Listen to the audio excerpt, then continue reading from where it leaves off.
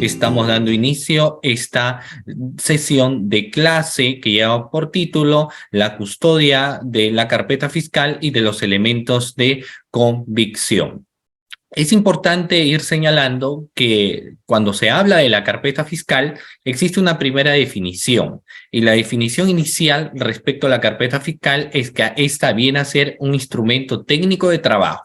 ¿De acuerdo? Reitero nuevamente, cuando hablamos de la carpeta fiscal es importante mencionar que este viene a ser un instrumento técnico de trabajo, ¿ya? Todo lo que vamos a señalar en esta ocasión se encuentra basado en una resolución, dicho sea de paso. Es decir, que lo que vamos a hablar en esta sesión de clase tiene un respaldo, existe una normativa respecto a lo que habla la carpeta fiscal, ¿no? Lo cual obviamente ustedes lo van a tener a través de la plataforma, en razón que yo ya he remitido también las diapositivas correspondientes respecto a esta sesión de clase del día de hoy. Dicho eso, y sin más preámbulos, estimados participantes, voy a pasar a proyectarles las diapositivas que hemos elaborado para esta ocasión. Muy bien, aquí ya ustedes lo van a poder observar en pantallas. Tenemos entonces nuestra temática, ¿no?, inicial respecto a lo que viene a ser el título de la custodia de la carpeta fiscal y los elementos de convicción. Vamos a buscar analizarlo en dos parámetros. El primero, carpeta fiscal 1 y luego carpeta fiscal 2. ¿De acuerdo? Existen unos lineamientos generales que cuando se habla de la carpeta fiscal, y como yo les he mencionado, viene a ser una herramienta técnica de trabajo. Tenemos un total, doctores, de 4 capítulos. No nos olvidemos, si hablamos de la carpeta fiscal, es importante señalar la existencia de 4 capítulos. Dentro de estos 4 capítulos que nosotros podemos evidenciar y que ustedes lo pueden observar a través de lo que viene a ser naturalmente la pantalla, estimados doctores, van a poder encontrar en primer lugar las normas generales, ¿no? Respecto a las normas generales ¿de qué? Respecto a las normas generales de la carpeta fiscal, ¿ya? Luego de ello, también van a poder encontrar el capítulo 2, que nos habla exclusivamente de la carpeta fiscal, lo cual es muy importante también hacerlo mención, analizarlo, verlo, verificarlo, porque esto nos ayuda bastante a efectos de entender en qué consiste la carpeta fiscal. Asimismo, en el capítulo 3 se habla de la carpeta fiscal, pero ya dentro de un parámetro del sistema. Por eso es que en definición lo que se señala es carpeta fiscal, pero electrónica, ¿ya? Y en un cuarto aspecto también muy importante es señalar respecto al monitoreo de la carpeta fiscal. Obviamente, si se habla en ese sentido de la carpeta fiscal, estamos hablando de una carpeta fiscal de carácter electrónica, estimados participantes. Entonces, lo primero que uno tiene que saber es que si hablamos de carpeta fiscal, es importante señalar los lineamientos iniciales respecto a lo que viene a ser la carpeta fiscal, ¿ya? Y esos son los lineamientos que ustedes pueden evidenciar, obviamente, en esta ocasión, ¿no? El capítulo 1 de las normas generales, el capítulo 2 de la carpeta fiscal física y el capítulo 3 de la carpeta fiscal electrónica y el capítulo 4 del monitoreo de la carpeta fiscal. Antes de ingresar de lleno a cada uno de esos, vamos a hacer un poco de recordaris, estimados participantes. Por ejemplo, ustedes se recuerdan el año 2004. ¿Qué es lo que sucedió, doctores, en el año 2004? Se implementó el nuevo sistema procesal penal. ¿Se recuerdan? Año 2004, la implementación del nuevo Código Procesal Penal. ¿Correcto? Perfecto. En el Distrito Judicial de Huaura. Y empezó ya como plan piloto en el año 2006. Si nosotros recordamos, el año 2001, el año 2000, el año 2002, el año 2003... ¿Se recuerdan ustedes cuál venía a ser el principio, doctores, que iba a imperar en el nuevo sistema procesal penal? Es decir, lo que iba a venir a ser el principio bandera. ¿Se recuerdan ustedes? ¿No? Porque existe una serie de principios como de celeridad procesal, de concentración, de inmediación, pero existía un principio que estaba relacionado básicamente a la disertación, a la exposición, al análisis de lo que son las estructuras de una elaboración, por ejemplo, de un alegato de apertura, de un alegato de clausura, de cómo objetamos el momento procesal y de cómo el abogado y estudiante de derecho o toda persona que aspira a ser un profesional jurídico tiene que dominar la oralidad, ¿cierto? Entonces, si ustedes se recuerdan, sobre todo para los que, bueno, para aquellos entonces hemos estado estudiando por los años 2002, 2003, se recuerdan que la oralidad iba a imperar, y eso es lo que se señalaba, ¿no? La oralidad iba a imperar, y incluso algunos se atrevían a señalar que íbamos a tener una oralidad al 100%, ¿cierto? Y que se iba a dejar de lado los documentos, se iba a dejar de lado los papeles, ya no iba a existir esto, ¿se recuerdan? Pero pasó el tiempo y se dieron cuenta de la implementación, y por ende los que implementaron el nuevo Código Procesal Penal se dieron cuenta de que es muy complicado tener un sistema donde impere 100% de la oralidad. Es muy complicado un sistema donde el abogado pida, por ejemplo, cierta documentación o presente algo de manera oral, porque lo que uno tendría que hacer es grabar el pedido, sistematizarlo, entonces tendríamos oralizado y sistematizado. Pero eso requiere mucho trabajo, no digo que no se pueda hacer, sí es posible, pero requiere mucho trabajo. En ese sentido, con este código del año 2004 se dijo de que el sistema procesal iba a ser un sistema procesal mixto, ¿se recuerdan? Y si nos habla de un sistema procesal mixto, doctores, ¿a qué hacen referencia? No, si hablamos de un sistema procesal mixto, ¿a qué se hace referencia? De que va a primar, por un lado, lo que viene a ser la oralidad solamente, y fíjense ustedes, la oralidad solamente va a primar en los sistemas de audiencia, y en lo demás, a nivel de una investigación, por ejemplo, va a existir la escrituralidad, ¿cierto? Entonces, fíjense ustedes que el sistema procesal actual que nosotros tenemos de corte garantista, adversarial y acusatorio, tiene la escrituralidad y aparte de ello tiene la oralidad, ¿no? Tenemos una matiz de escrituralidad y tenemos oralidad a la vez, ¿cierto, doctores? Eso es lo que nosotros tenemos. Por ende, es que hace unas semanas atrás, cuando nosotros hemos abordado del tema de redacción, la redacción resulta siendo muy importante a nivel, por ejemplo, de una investigación. Hay fiscales que exigen que la redacción sea perfecta y si no, no te firman tu proyecto de disposición, ni siquiera tus proveídos y mucho menos los requerimientos fiscales, como podría ser una acusación, un sobreseimiento o un requerimiento mixto. Entonces, la escrituralidad es muy importante. En ese sentido, la pregunta es si la escrituralidad prima en el sistema procesal penal, ¿dónde utilizamos oralidad, doctores? ¿Dónde se utiliza oralidad? Porque escrituralidad lo utilizamos durante el proceso de investigación, pero la oralidad, y eso pregunta a los cerca de 307 participantes que estamos teniendo hasta el momento, ¿dónde prima la oralidad? Obviamente la oralidad va a primar en el juicio oral, como la mayoría de ustedes lo señala, pero no solamente en el juicio, ¿cierto? No solamente lo encontramos en el juicio, sino en los diferentes sistemas de audiencia, doctores.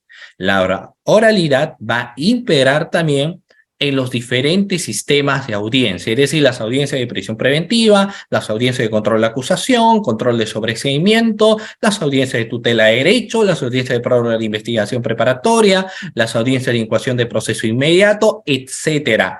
En todas las audiencias previas o los sistemas de audiencia es ahí donde va a primar la oralidad. Y fuera de ello, lo que va a imperar, doctores, es un tema de escrituralidad. Y la escrituralidad denota, obviamente, la existencia de documento, existencia de una infinidad de documentos, porque si hablamos de escrituralidad, significa de que vamos a tener disposiciones de apertura de carácter escrita, vamos a tener disposiciones de formalización que se van a dar de forma escrita, con hojas bond, vamos a tener diferentes proveídos que se van a dar de forma escrita y cuando uno dispone la realización de una investigación, pues se va a requerir mucha documentación. Y las instituciones que van a remitir la documentación no te remiten en CD, sino que te remiten, o algunas te remiten en CD, pero la gran mayoría, doctores, te remite ¿dónde? Las instituciones que uno requiere información. ¿Dónde te remiten? De forma verbal no, sino a través de informes, a través de oficios, y los informes y los oficios son hojas, ¿cierto? Son hojas. Doctores, la misma pandemia y antes de la pandemia, las declaraciones que se van a desarrollar, sea en sede policial o sea en sede del Ministerio Público, en cualquiera de las dos, cuando se toma, por ejemplo, las declaraciones, estas declaraciones, si bien es cierto, se utiliza la oralidad, no obstante, estas declaraciones que son en realidad actas de declaraciones, porque esa es la denominación acta de declaraciones, se van a transcribir, se van a escribir en una hoja, en la hoja que contiene el acta de declaración. Tenemos hojas, ¿cierto? Si vamos a hacer, por ejemplo, en el caso de las fiscalías comunes, cuando le llaman al fiscal de turno, le dicen, mira, tenemos un fallecido. Entonces el fiscal se concurre al lugar, justamente con su asistente en función fiscal, obviamente, y harán el levantamiento de cadáver. Pregunta, el acta de levantamiento de cadáver, ¿dónde se plasma? ¿En un CD o en una hoja? ¿Dónde se plasma, doctores, el acta, cierto, de levantamiento de cadáver? ¿O es que acaso solamente se realiza de forma verbal? ¿No es cierto? Muy bien, se plantea o se plasma a través de una hoja. En la hoja vamos a encontrar el acta de levantamiento de cadáver. Lo mismo de las declaraciones. Las actas de declaración se encuentran dentro de una hoja BOM, ¿cierto? Ahora pasemos, fíjense ustedes, pasemos a quienes están dentro de este maravilloso mundo del litigio. Quienes están en el mundo del litigio, ¿cuál es el primer escrito? Pregunta a la sesión de clase también, doctores, ¿cuál viene a ser el primer escrito que suele presentar el abogado defensor? El escrito, como ustedes me señalan ahí, el escrito de apersonamiento, ¿no? Que por lo general quien se apersona es el imputado y quien va a designar a su abogado es el mismo imputado y el abogado pues apersona la investigación. La pregunta es, ese escrito de apersonamiento, fíjense ustedes, ese escrito de apersonamiento, estimados doctores, ¿es de forma verbal o es que ese escrito de apersonamiento va a quedar plasmada dentro de una hoja, escrita dentro de una hoja, ¿cierto? Hay una hoja que lo presenta por mesa de parte o que hoy en día en situaciones de pandemia lo hacen a través de mesa de parte virtual del Ministerio Público, pero viene a ser pues en una hoja, ¿cierto? En una hoja, escrita, hoja. Así sea por el correo de mesa virtual, el asistente tiene que imprimir esa hoja, ¿cierto? Luego, doctores, de lo que viene a ser, fíjense ustedes, el escrito de apersonamiento, ¿qué otro escrito típico suelen presentar también los abogados defensores, doctores? ¿Qué otros escritos típicos suelen presentar lo que vienen a ser, pues, los abogados defensores? Solicitud de copias, ¿no? Muy bien, presento un escrito mediante el cual solicito que me entreguen copia o es copia escaneada o que me permitan, por favor, hacer lectura de la carpeta y tomar la fotografía correspondiente, de acuerdo a lo que la ley señala, ¿cierto? ¿Qué otros escritos más, doctores? ¿Qué sucede cuando tú eres abogado y recién te apersonas al proceso, porque recién te han llamado, pero ya le van a tomar la declaración a tu defendido? En ese caso, por ejemplo, ¿qué es lo que van a hacer?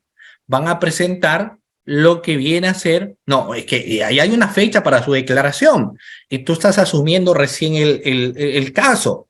Por lo general, la gran mayoría, no voy a decir todos, obviamente, porque no es nada absoluto, pero la gran mayoría presenta un escrito solicitando la reprogramación de la declaración. O sea, te plantean, te dicen, mira, que señor fiscal, reprograma la declaración, estoy tomando yo recién conocimiento, estoy recién, ¿no?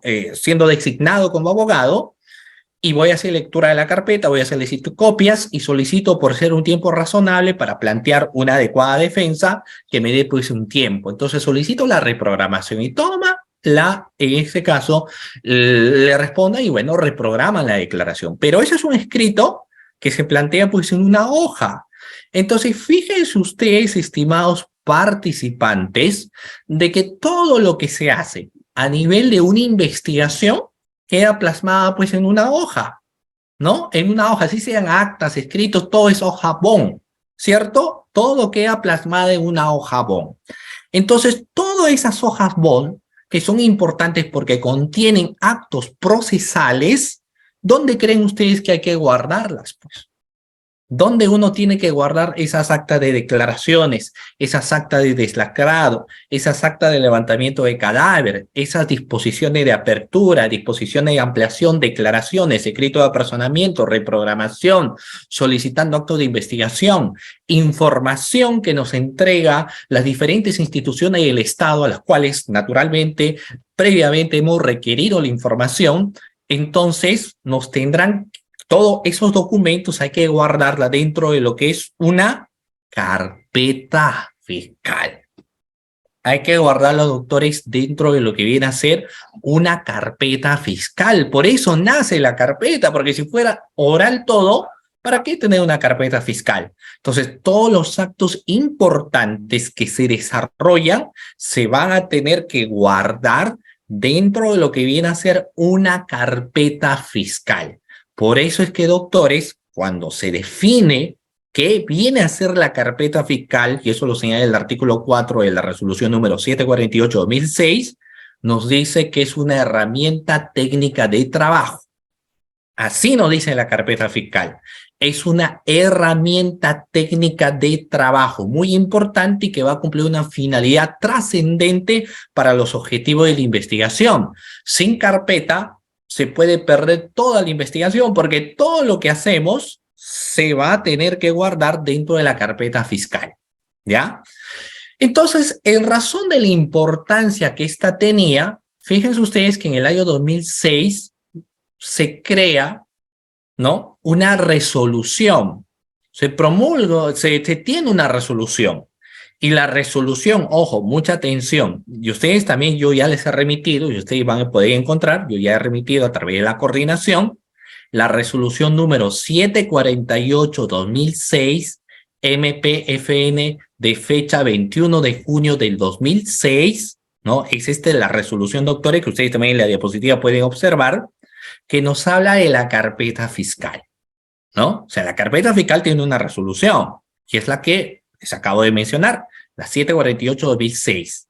Y esta resolución, doctores, lo plantea en 4 capítulos, las cuales ustedes también pueden ver. Primero, las normas generales que hay que tener en cuenta, y eso va básicamente en lo que ahora yo les he estado señalando, pero es en el capítulo 2 donde nos empieza a señalar lo concerniente a la carpeta fiscal, y el capítulo 3 ya nos habla de una carpeta fiscal electrónica, y el capítulo 4 nos habla de un monitoreo de la carpeta fiscal.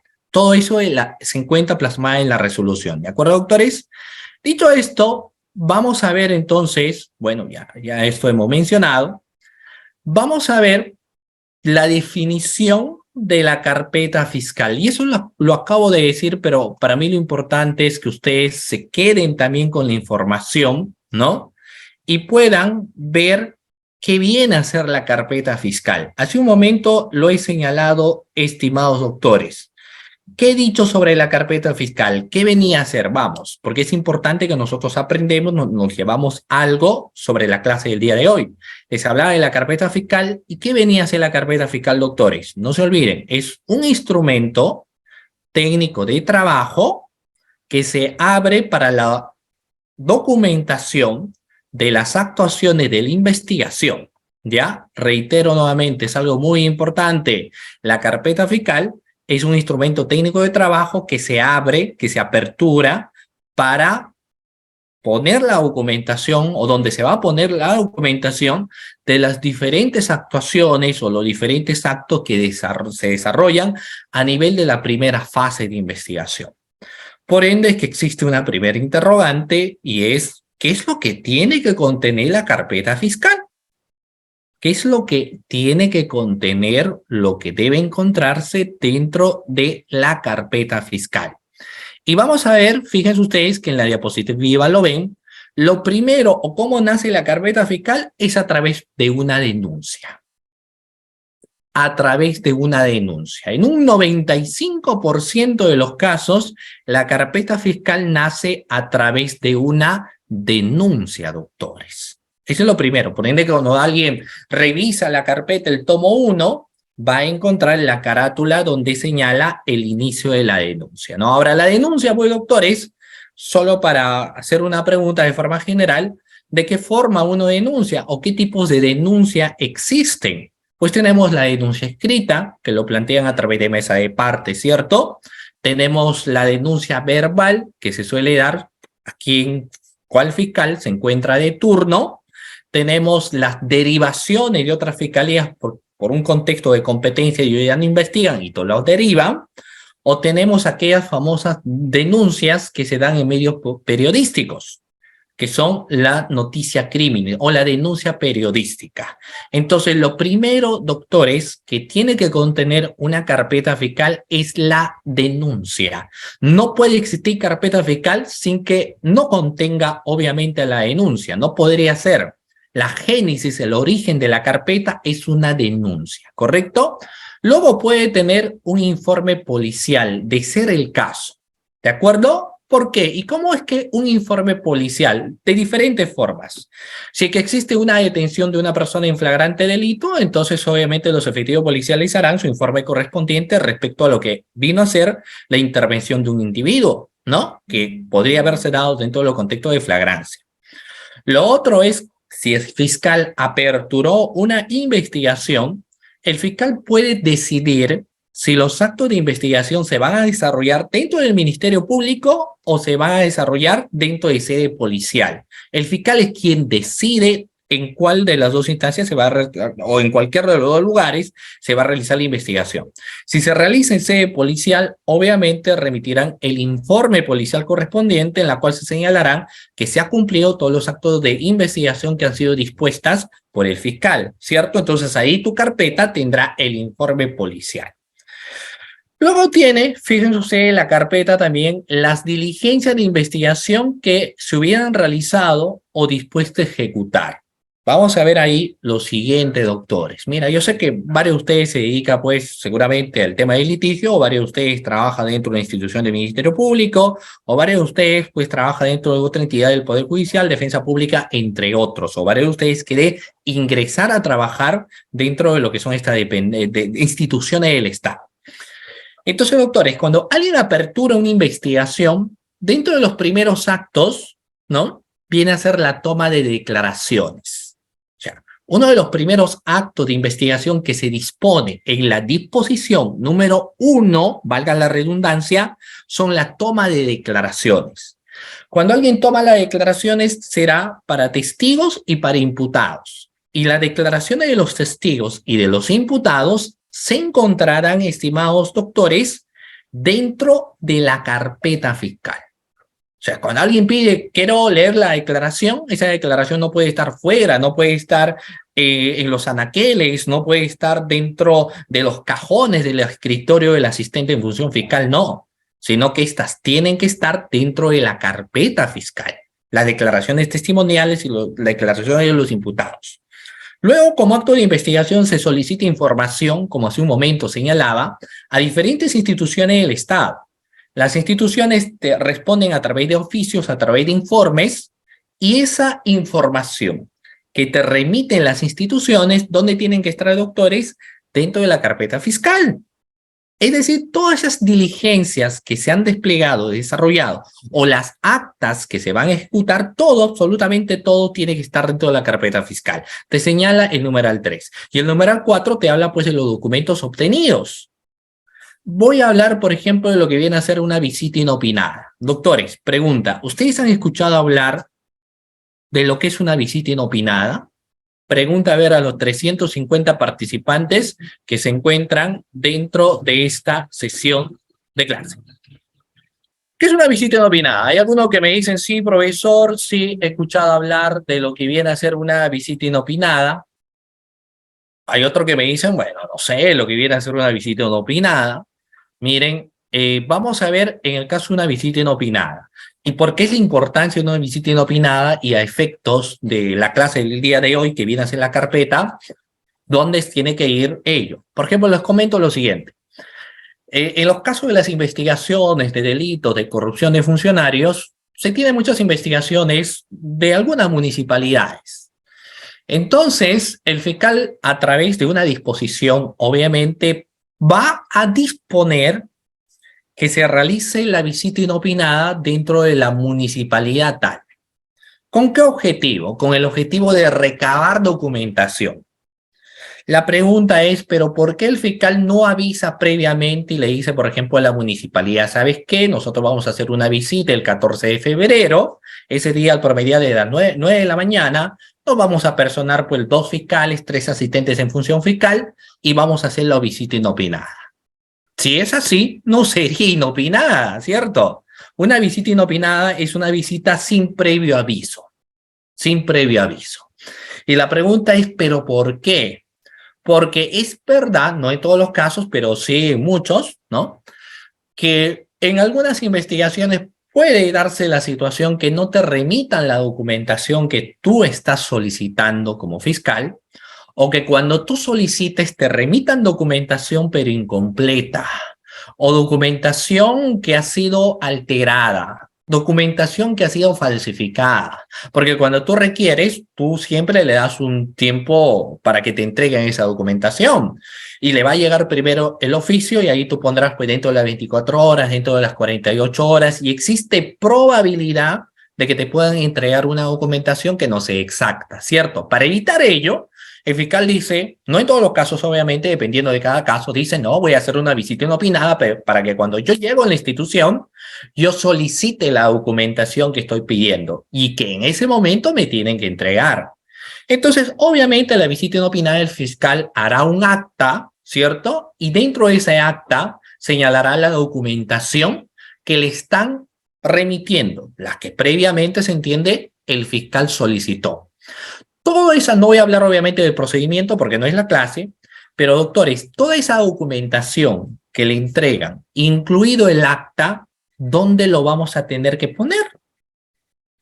Esa documentación, doctores, que pedimos, ¿cierto? Que nos han entregado en ese momento, el acta correspondiente que hemos levantado en ese instante, ¿de dónde irá? Pues en tu carpeta fiscal, ¿no?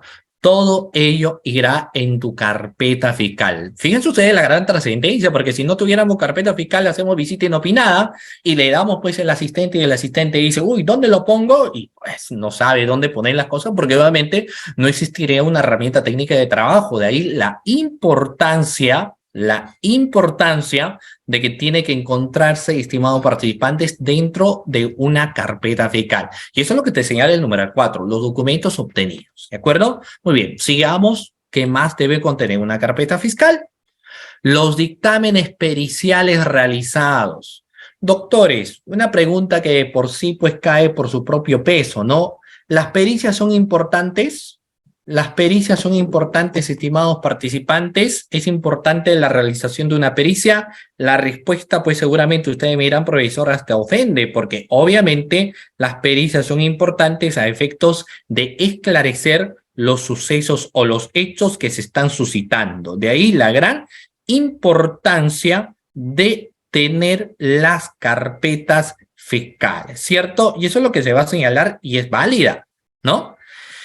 Fíjense ustedes, estimados doctores, cuando hablamos de ese caso en concreto, ¿sí? Cuando hablamos de ese caso en concreto, las pericias nos permiten determinar ya con un valor científico qué es lo que se ha suscitado, ¿no? Por ejemplo, si yo tengo una investigación, y le voy a preguntar rápidamente algunas cuestiones. Fíjense ustedes, miren, el fiscal tiene una duda porque tiene una documentación que es un informe donde han dado una orden que es irregular. Entonces, lo que hizo el fiscal es programar fecha y hora para la toma de declaración de quien emitió el informe. El señor vino y cuando se le preguntó, porque eso hay que preguntarle obviamente, si usted reconoce el contenido, reconoce su firma, la respuesta fue no. Yo no reconozco mi firma, no es mi firma. Entonces el fiscal lo que tiene que hacer en ese caso, doctores, es una pericia, ¿cierto? ¿Qué pericia tiene que hacer? Pues una pericia grafotécnica. Haz una pericia grafotécnica y el perito que trabaja la pericia grafotécnica te entrega y te dice, toma el informe, señor fiscal, y en este informe pericial estoy determinando que efectivamente no es su firma. Y también estoy señalando que la firma en realidad le corresponde a fulano de tal. Pregunta, ese informe que te entregue el perito, ¿dónde tiene que estar? ¿Dónde ponemos ese informe pericial o el dictamen pericial? ¿No? ¿Dónde tiene que estar? Tiene que estar, obviamente, dentro de la carpeta fiscal, ¿cierto? Una carpeta fiscal. Siguiente, mira, el fiscal, digamos, está investigando un delito de extorsión, ¿no? Una señora está denunciando porque lo que pasa es que pusieron un coche bomba a la salida de su casa y le dejaron una rata muerta y un mensaje escrito donde decía, si no nos entregas cada mes, porque usted está poniendo su pollería, si no nos entregas cada mes la suma de 5.000 soles, entonces nosotros te vamos a matar. La señora sospecha de su vecino, por ende denuncia a su vecino y dice, no, él se nota su dejo de voz. Él así, ¿no? Se le programa la declaración de la persona a la cual le están imputando el delito de extorsión y él dice, oiga, esa no es mi voz, yo rechazo completamente que esta viene a ser mi voz. ¿Qué pericia tiene que hacer el fiscal? La pericia que obviamente tiene que hacer el fiscal es una pericia, ¿qué pericia, doctores? Porque estamos en un delito de extorsión. Y lo que hizo la señora es grabar la voz de este sujeto que le estaba extorsionando y ella ha identificado que su vecino sería quien le está extorsionando. Entonces hay que hacer y el fiscal tendría que disponer la realización de lo que viene a ser una pericia fonética. De la pericia fonética hay que hacer la homologación, ¿cierto? De voz. El fiscal lo dispone y el perito es quien lo trabaja. Entonces el perito al término, haciendo su procedimiento científico como corresponde, entrega al fiscal el dictamen. Y el dictamen es una hoja, ¿no? Pregunta sencilla como hace un momento. El dictamen que te entrega el perito, ¿dónde lo ponemos? Lo ponemos ahí, que se mosquee, que le llegue pues la luz del sol, etcétera. ¿Dónde lo ponemos? Lo ponemos pues en la carpeta fiscal. Tiene que ir en la carpeta fiscal, ¿cierto? Entonces yo creo que queda claro que todo dictamen pericial que se han realizado va a ir dentro de nuestra carpetita fiscal. Las actas levantadas. Por ejemplo, el acta de inconcurrencia. Pregunta, ¿cuándo levantamos un acta de inconcurrencia, doctores? A ver, vamos a ver. Pregunta, ¿cuándo se levanta un acta de inconcurrencia?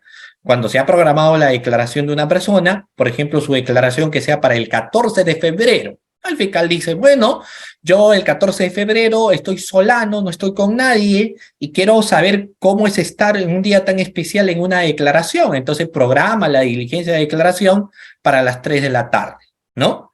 Y la persona a la cual le ha llegado, pues dice, uy, 14 de febrero, el día del amor, así que yo ya he planificado desde las 9 de la mañana hasta las 12 de la noche, me voy a ir de viaje. Ah, perfecto, ¿no? Entonces no voy a acudir a la fiscalía. El fiscal lo que hace en ese sentido es, mira, ya vendrá seguramente a que le tome su declaración. No viene, ¿cierto? No viene. Entonces levanta un acta, que es el acta de inconcurrencia. La pregunta es, ¿ese acta de inconcurrencia dónde se pone? ¿Dónde ponemos el acta de inconcurrencia? Profesor, obviamente, en la carpeta fiscal, profesor, ahí pones tu acta de inconcurrencia, ¿cierto? Vamos a ver, cuando luego, porque pueden haber notificaciones, ustedes saben que una vía de notificación también es a través de lo que viene a ser el teléfono o el celular, cuando obviamente en determinadas circunstancias esto resulte siendo necesario, pero si alguien te va a notificar a través de lo que es un celular, ¿no? O el teléfono de la misma fiscalía, esto tiene que ponerse dentro de un acta. Y ese acta, que será un acta de notificación, ¿no? Señalando fecha y hora y con quién se ha contactado, desde qué número a tal número, tendrá que guardarse dentro de lo que viene a ser la carpeta fiscal, ¿cierto? Nuestra carpeta fiscal. Entonces, fíjense ustedes que hasta ahí vamos viendo que todo eso tiene que estar pues dentro de nuestra carpetita, las disposiciones que se emiten, ¿no? Pregunta a la clase, porque ustedes ya a estas alturas que han estado llevando este importante diplomado en asistente en función fiscal, les pregunto ahora a los 385 participantes, doctores, vamos, ¿qué tipo de disposiciones existen? ¿Qué tipos de disposiciones encontramos, estimados doctores? Vamos, que son decisiones fiscales. dígame todas las disposiciones que conozcan, todas las disposiciones, ¿no? Tenemos pues la disposición de apertura, la disposición de ampliación de la investigación, la disposición que declara compleja la investigación, la de formalización de investigación preparatoria, la incorporación de investigados, la disposición mediante el cual se va a ordenar la conducción compulsiva, la disposición del principio de oportunidad, la disposición de conclusión de investigación preparatoria, etcétera, ¿cierto? Todas las disposiciones, la disposición de elevación de actuados, perfecto, como ustedes me señalan también, y la pregunta es, ¿y dónde van esas disposiciones? ¿Dónde van las disposiciones? En la carpeta fiscal, pues profesor, ¿dónde más va a ir? Tiene que encontrarse dentro de la carpeta fiscal, por supuesto. Las providencias, ¿no? Y ahí voy a jugar algunas cuestiones, porque ¿qué son las providencias, doctores? Hasta aquí claro con las disposiciones, ¿no? Las providencias nos permiten ordenar los actos de investigación, pero en una providencia no solamente se responde, pues téngase presente, sino que las providencias nos dan respuesta a los petitorios que alguien puede decir. Por ejemplo, si un imputado se apersona a la investigación y designa a su abogado, ¿con qué se responde? Con una providencia. En la providencia se dirá, téngase como apersonado a la presente investigación y designado a su abogado tal. Señalado su domicilio procesal, su correo electrónico, su número de CAL, su SINOE, todo, ¿cierto? Y se responde a través de lo que viene a ser la providencia.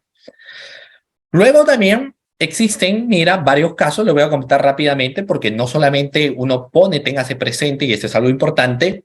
¿Qué pasa con un testigo? Doctores, un testigo también brinda su declaración, pero la pregunta es, ¿el testigo es sujeto procesal? ¿El testigo, estimados participantes, es sujeto procesal? O sea, no.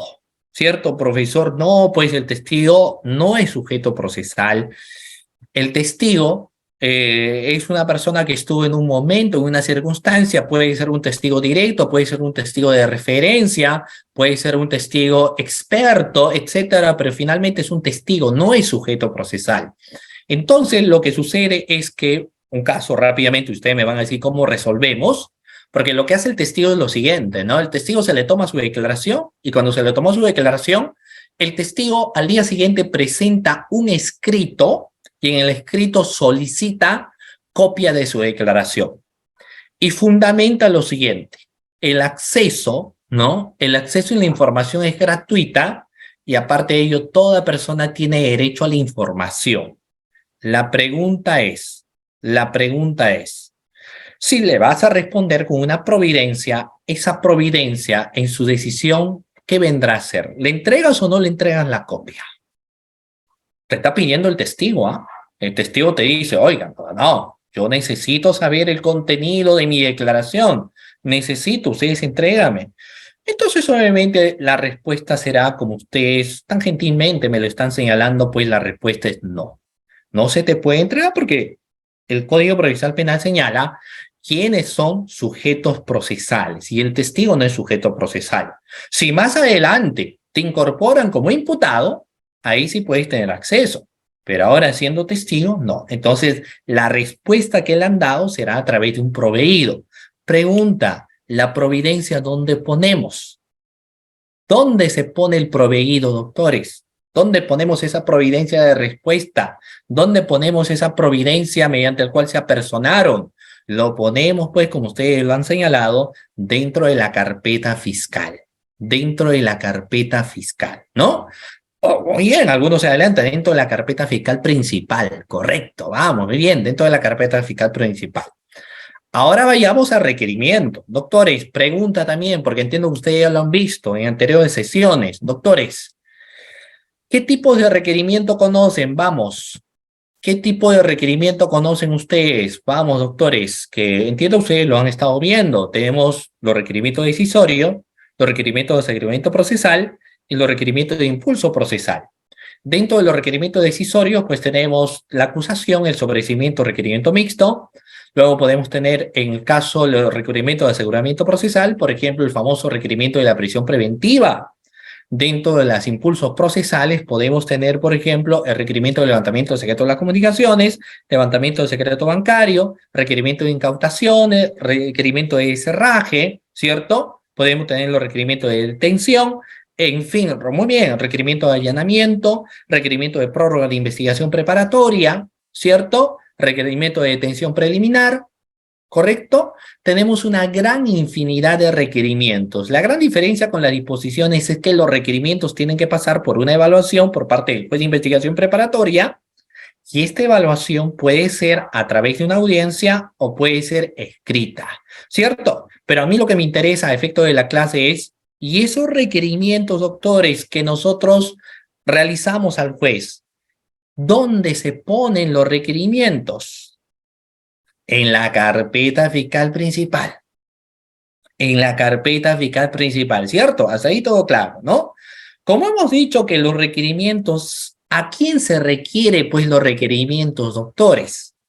¿A quién se requiere? Al juez. ¿Pero a qué juez? Hay que tener cuidado. ¿Al juez de juzgamiento? No. Al famoso juez de garantías, ¿no?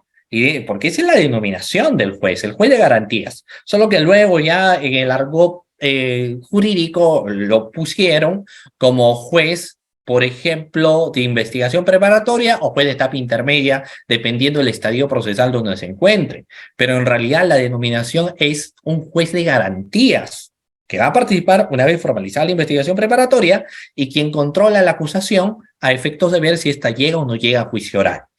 Entonces, a los requerimientos, doctores, se le da respuesta a través de las resoluciones judiciales. O sea, por ejemplo, si alguien requiere un levantamiento del secreto de las comunicaciones, el juez evalúa, pues, ¿no? Y el juez dice, ah, no, tiene razón.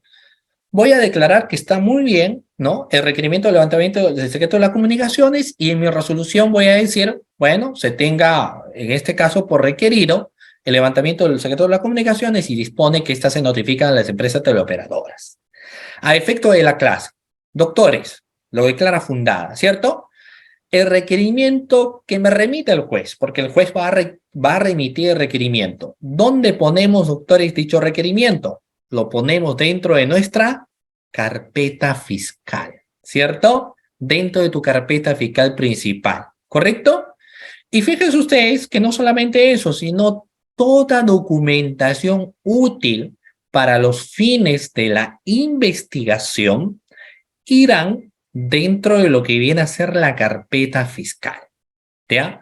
Absolutamente todas estas irán dentro de lo que viene a ser la carpeta fiscal. Entonces, ¿estamos claros, doctores? ¿Sí? Estamos claros. Entonces, pero para mí lo importante es que aprendan, ¿no? Entonces mi pregunta a la clase, para haber dicho de paso que ya están despiertos, fíjense ustedes cómo la hora corre bastante, les voy a preguntar, doctores, dejo de compartir, ¿ya? Dejo de compartir y les pregunto, ¿qué debe contener entonces, doctores, una carpeta fiscal? Vamos, escriban y díganme qué es lo que tiene que contener una carpeta fiscal, ¿ya? Vamos ahí. Mínimo tiene que decirme 3 cosas que debe contener naturalmente una carpeta fiscal, ¿ya?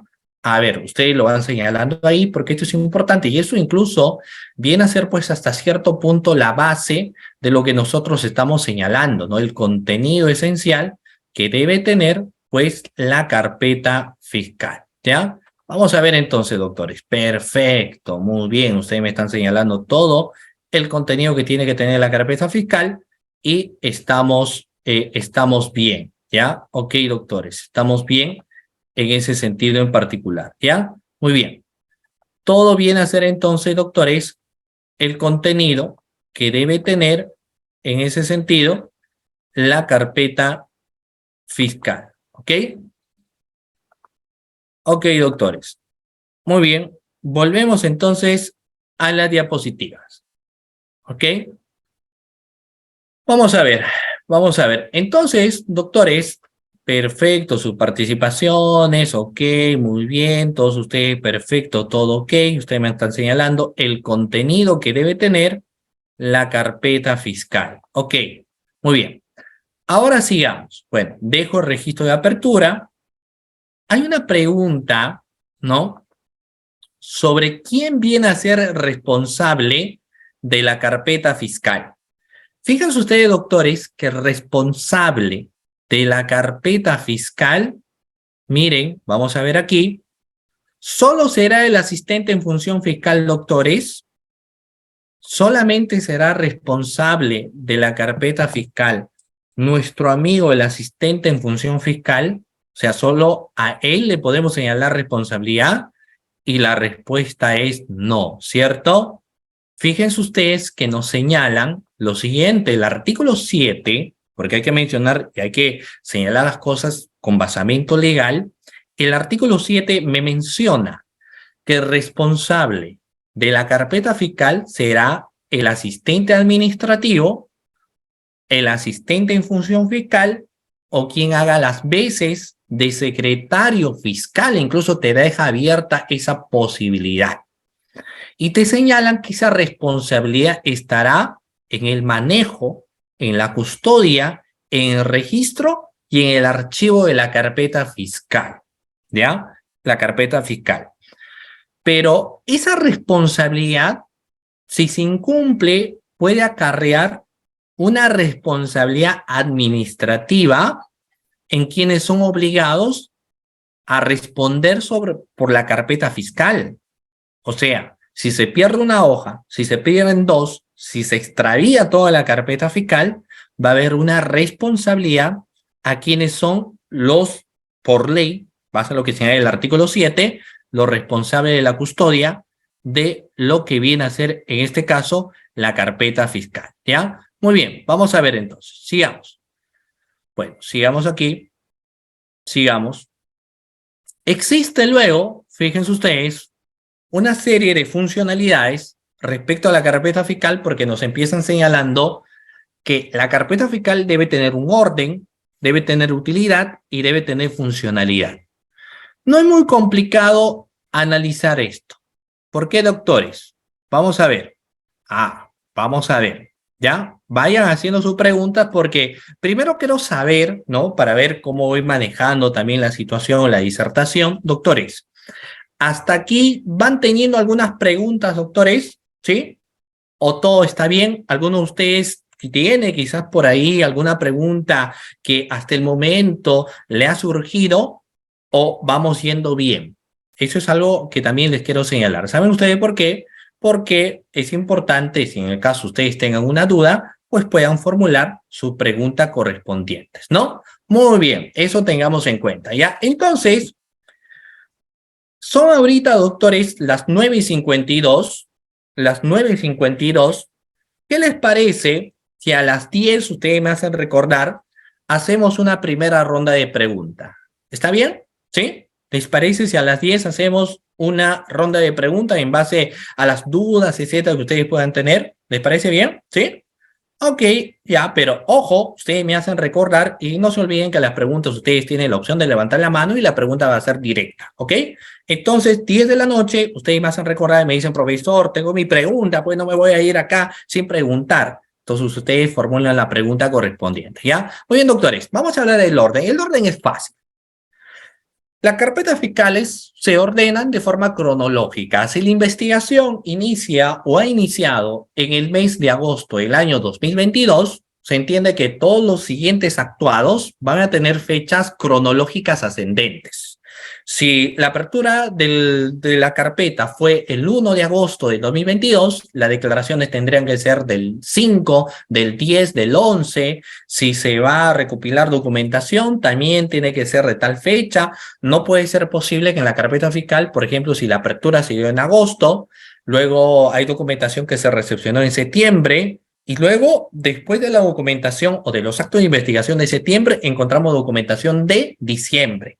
Y luego de diciembre encontramos de octubre, o sea, un desorden. No, la organización y orden de la carpeta fiscal, doctores, siempre tiene que ser de manera cronológica.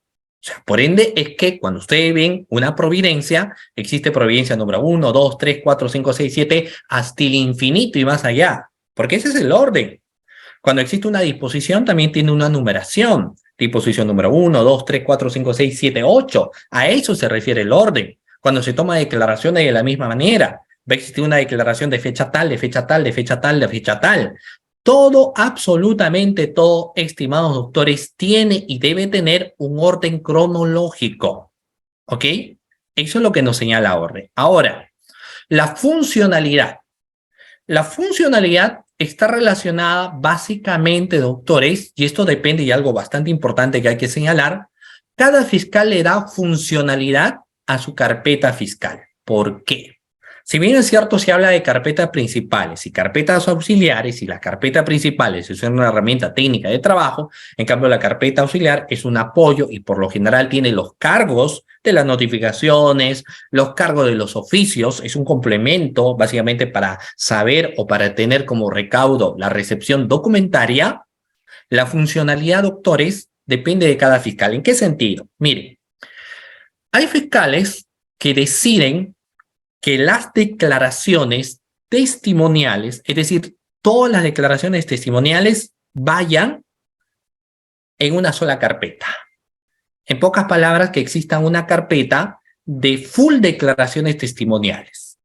Hay fiscales que deciden de que todas las declaraciones de los investigados vayan en una carpeta autónoma. Entonces, todas las declaraciones irán en una carpeta autónoma.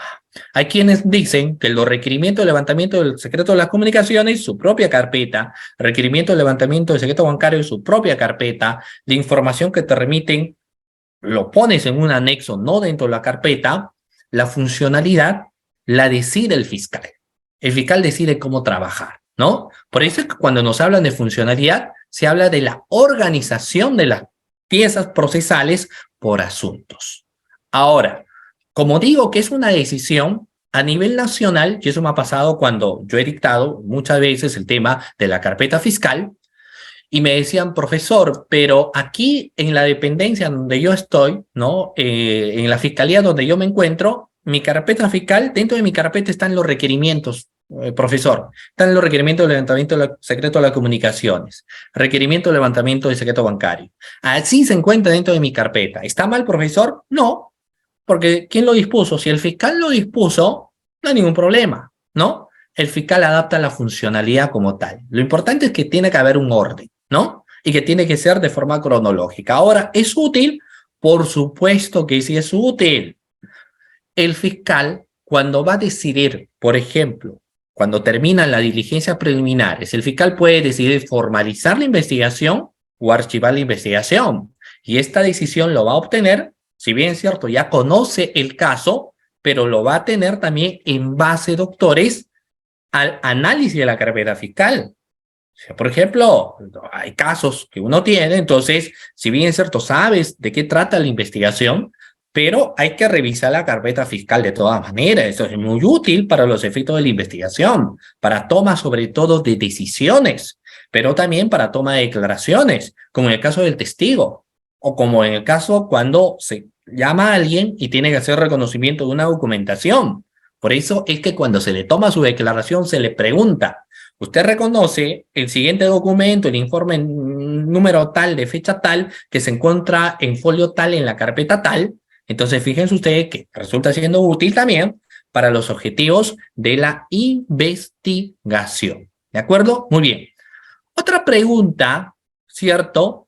Otra pregunta es, ¿y cuántos folios debe tener la carpeta fiscal? Es una pregunta básica también, estimados doctores, que yo los traslado a los cerca de 403 participantes que se encuentran en esta sesión de clase. ¿Cuántos folios, no fojas, sino folios, en este caso que es el término que se suele utilizar, debe contener, doctores, la carpeta fiscal? ¿Cuántos folios? Vamos. ¿Cuántos folios? ¿Serán 10? ¿Serán 30? ¿Serán 5? ¿Cuántos folios tiene que tener una carpeta fiscal? Doctores, 200 folios debe tener una carpeta fiscal. Reitero nuevamente, 200 folios debe tener una carpeta fiscal. ¿Estamos de acuerdo o no? Sí. Pero, profesor, ¿por qué? ¿Por qué 200 folios? ¿Por qué no 300? ¿Por qué no 400? ¿Por qué no 500? Por lo siguiente, pues, ¿no? Fíjense ustedes que nos señala, miren acá, el artículo 12 nos dice, la carpeta fiscal no excederá de 200 folios por cada cuaderno, etcétera. O sea, si ya tú tienes tu carpeta principal, tú puedes tener tus cuadernos de requerimiento de levantamiento del secreto de las comunicaciones, no puede exceder de 200 folios. Tú tienes tu requerimiento de prisión preventiva, tu cuaderno que tienes no va a exceder esa carpeta de 200 folios. ¿Esto qué significa, doctores? Que si yo llego a 200 folios, tengo que armar una nueva carpeta. ¿De acuerdo? Si llegamos a 200 folios, tenemos que armar, estimados participantes, una nueva carpeta fiscal, ¿no? Por ahí algunos me preguntaban, ¿y qué pasa si yo tengo pues 201, armo una nueva carpeta? Si soy estricto en la norma, la respuesta es por supuesto que sí. Si tú tengas una hoja, 2 hojas, tendrás que armar, porque eso es lo que finalmente te dice. Ahora, yo sé por qué hay algunos que en su carpeta fiscal lo ponen 500 folios, ¿no? Y eso está mal. Eso está mal, hay muchos problemas, pero yo sé por qué a veces se da también. Solo en resumen puedo decir que no es lo mismo cuando alguien previo a ser fiscal fue asistente, que tú llegas siendo fiscal sin haber sido asistente, ¿no? Entonces de ahí también radica una importancia de cómo monitoreamos adecuadamente al asistente. Si yo veo que el asistente tiene una carpeta, ¿no? Porque ¿qué es lo que sucede a veces?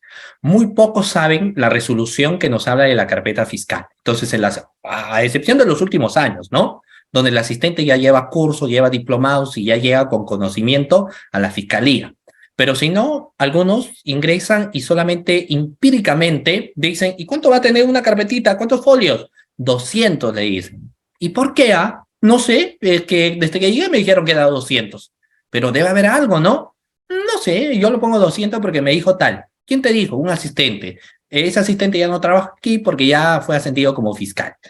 Entonces, ¿y esto por qué? Porque a veces existe un desconocimiento, ¿cierto? Un desconocimiento a lo que fue el artículo 12, cuando nos habla de la foliación de los cuadernos de incidencias y nos señala que esta en ningún momento debe exceder de 200 folios, ¿de acuerdo? De 200 folios. ¿Estamos?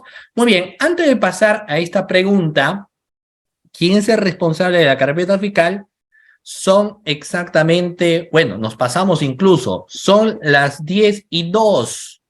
A las 10, ¿qué teníamos que hacer, doctores? Teníamos que hacer ronda de preguntas, ¿cierto? Entonces, antes de pasar a responder ello, ¿quiénes tienen preguntas sobre lo que hemos estado disertando? Tengan a bien de levantar la mano quienes obviamente tengan alguna pregunta sobre lo que hemos desarrollado hasta este momento. A ver. ¿Hay preguntas del público? Excelente, doctor. Estimados participantes, tener en cuenta que tienen que tener activos sus cámaras para darles pase al audio. Damos pase a la doctora Kelly. Doctora Kelly, está activo su audio. Adelante, por favor. Buenas noches, doctor. ¿Se me escucha? Sí. Sí. Muchas gracias, doctor. Mi pregunta va relacionada con respecto, usted estaba mencionando que en la carpeta fiscal van los elementos de prueba, pero yo quisiera saber cuál es la diferencia entre elementos de convicción y medios probatorios. Ya. No. Lo que pasa es que como estamos hablando del tema de la carpeta fiscal, ¿no? Va a ir toda documentación útil a efecto de la investigación.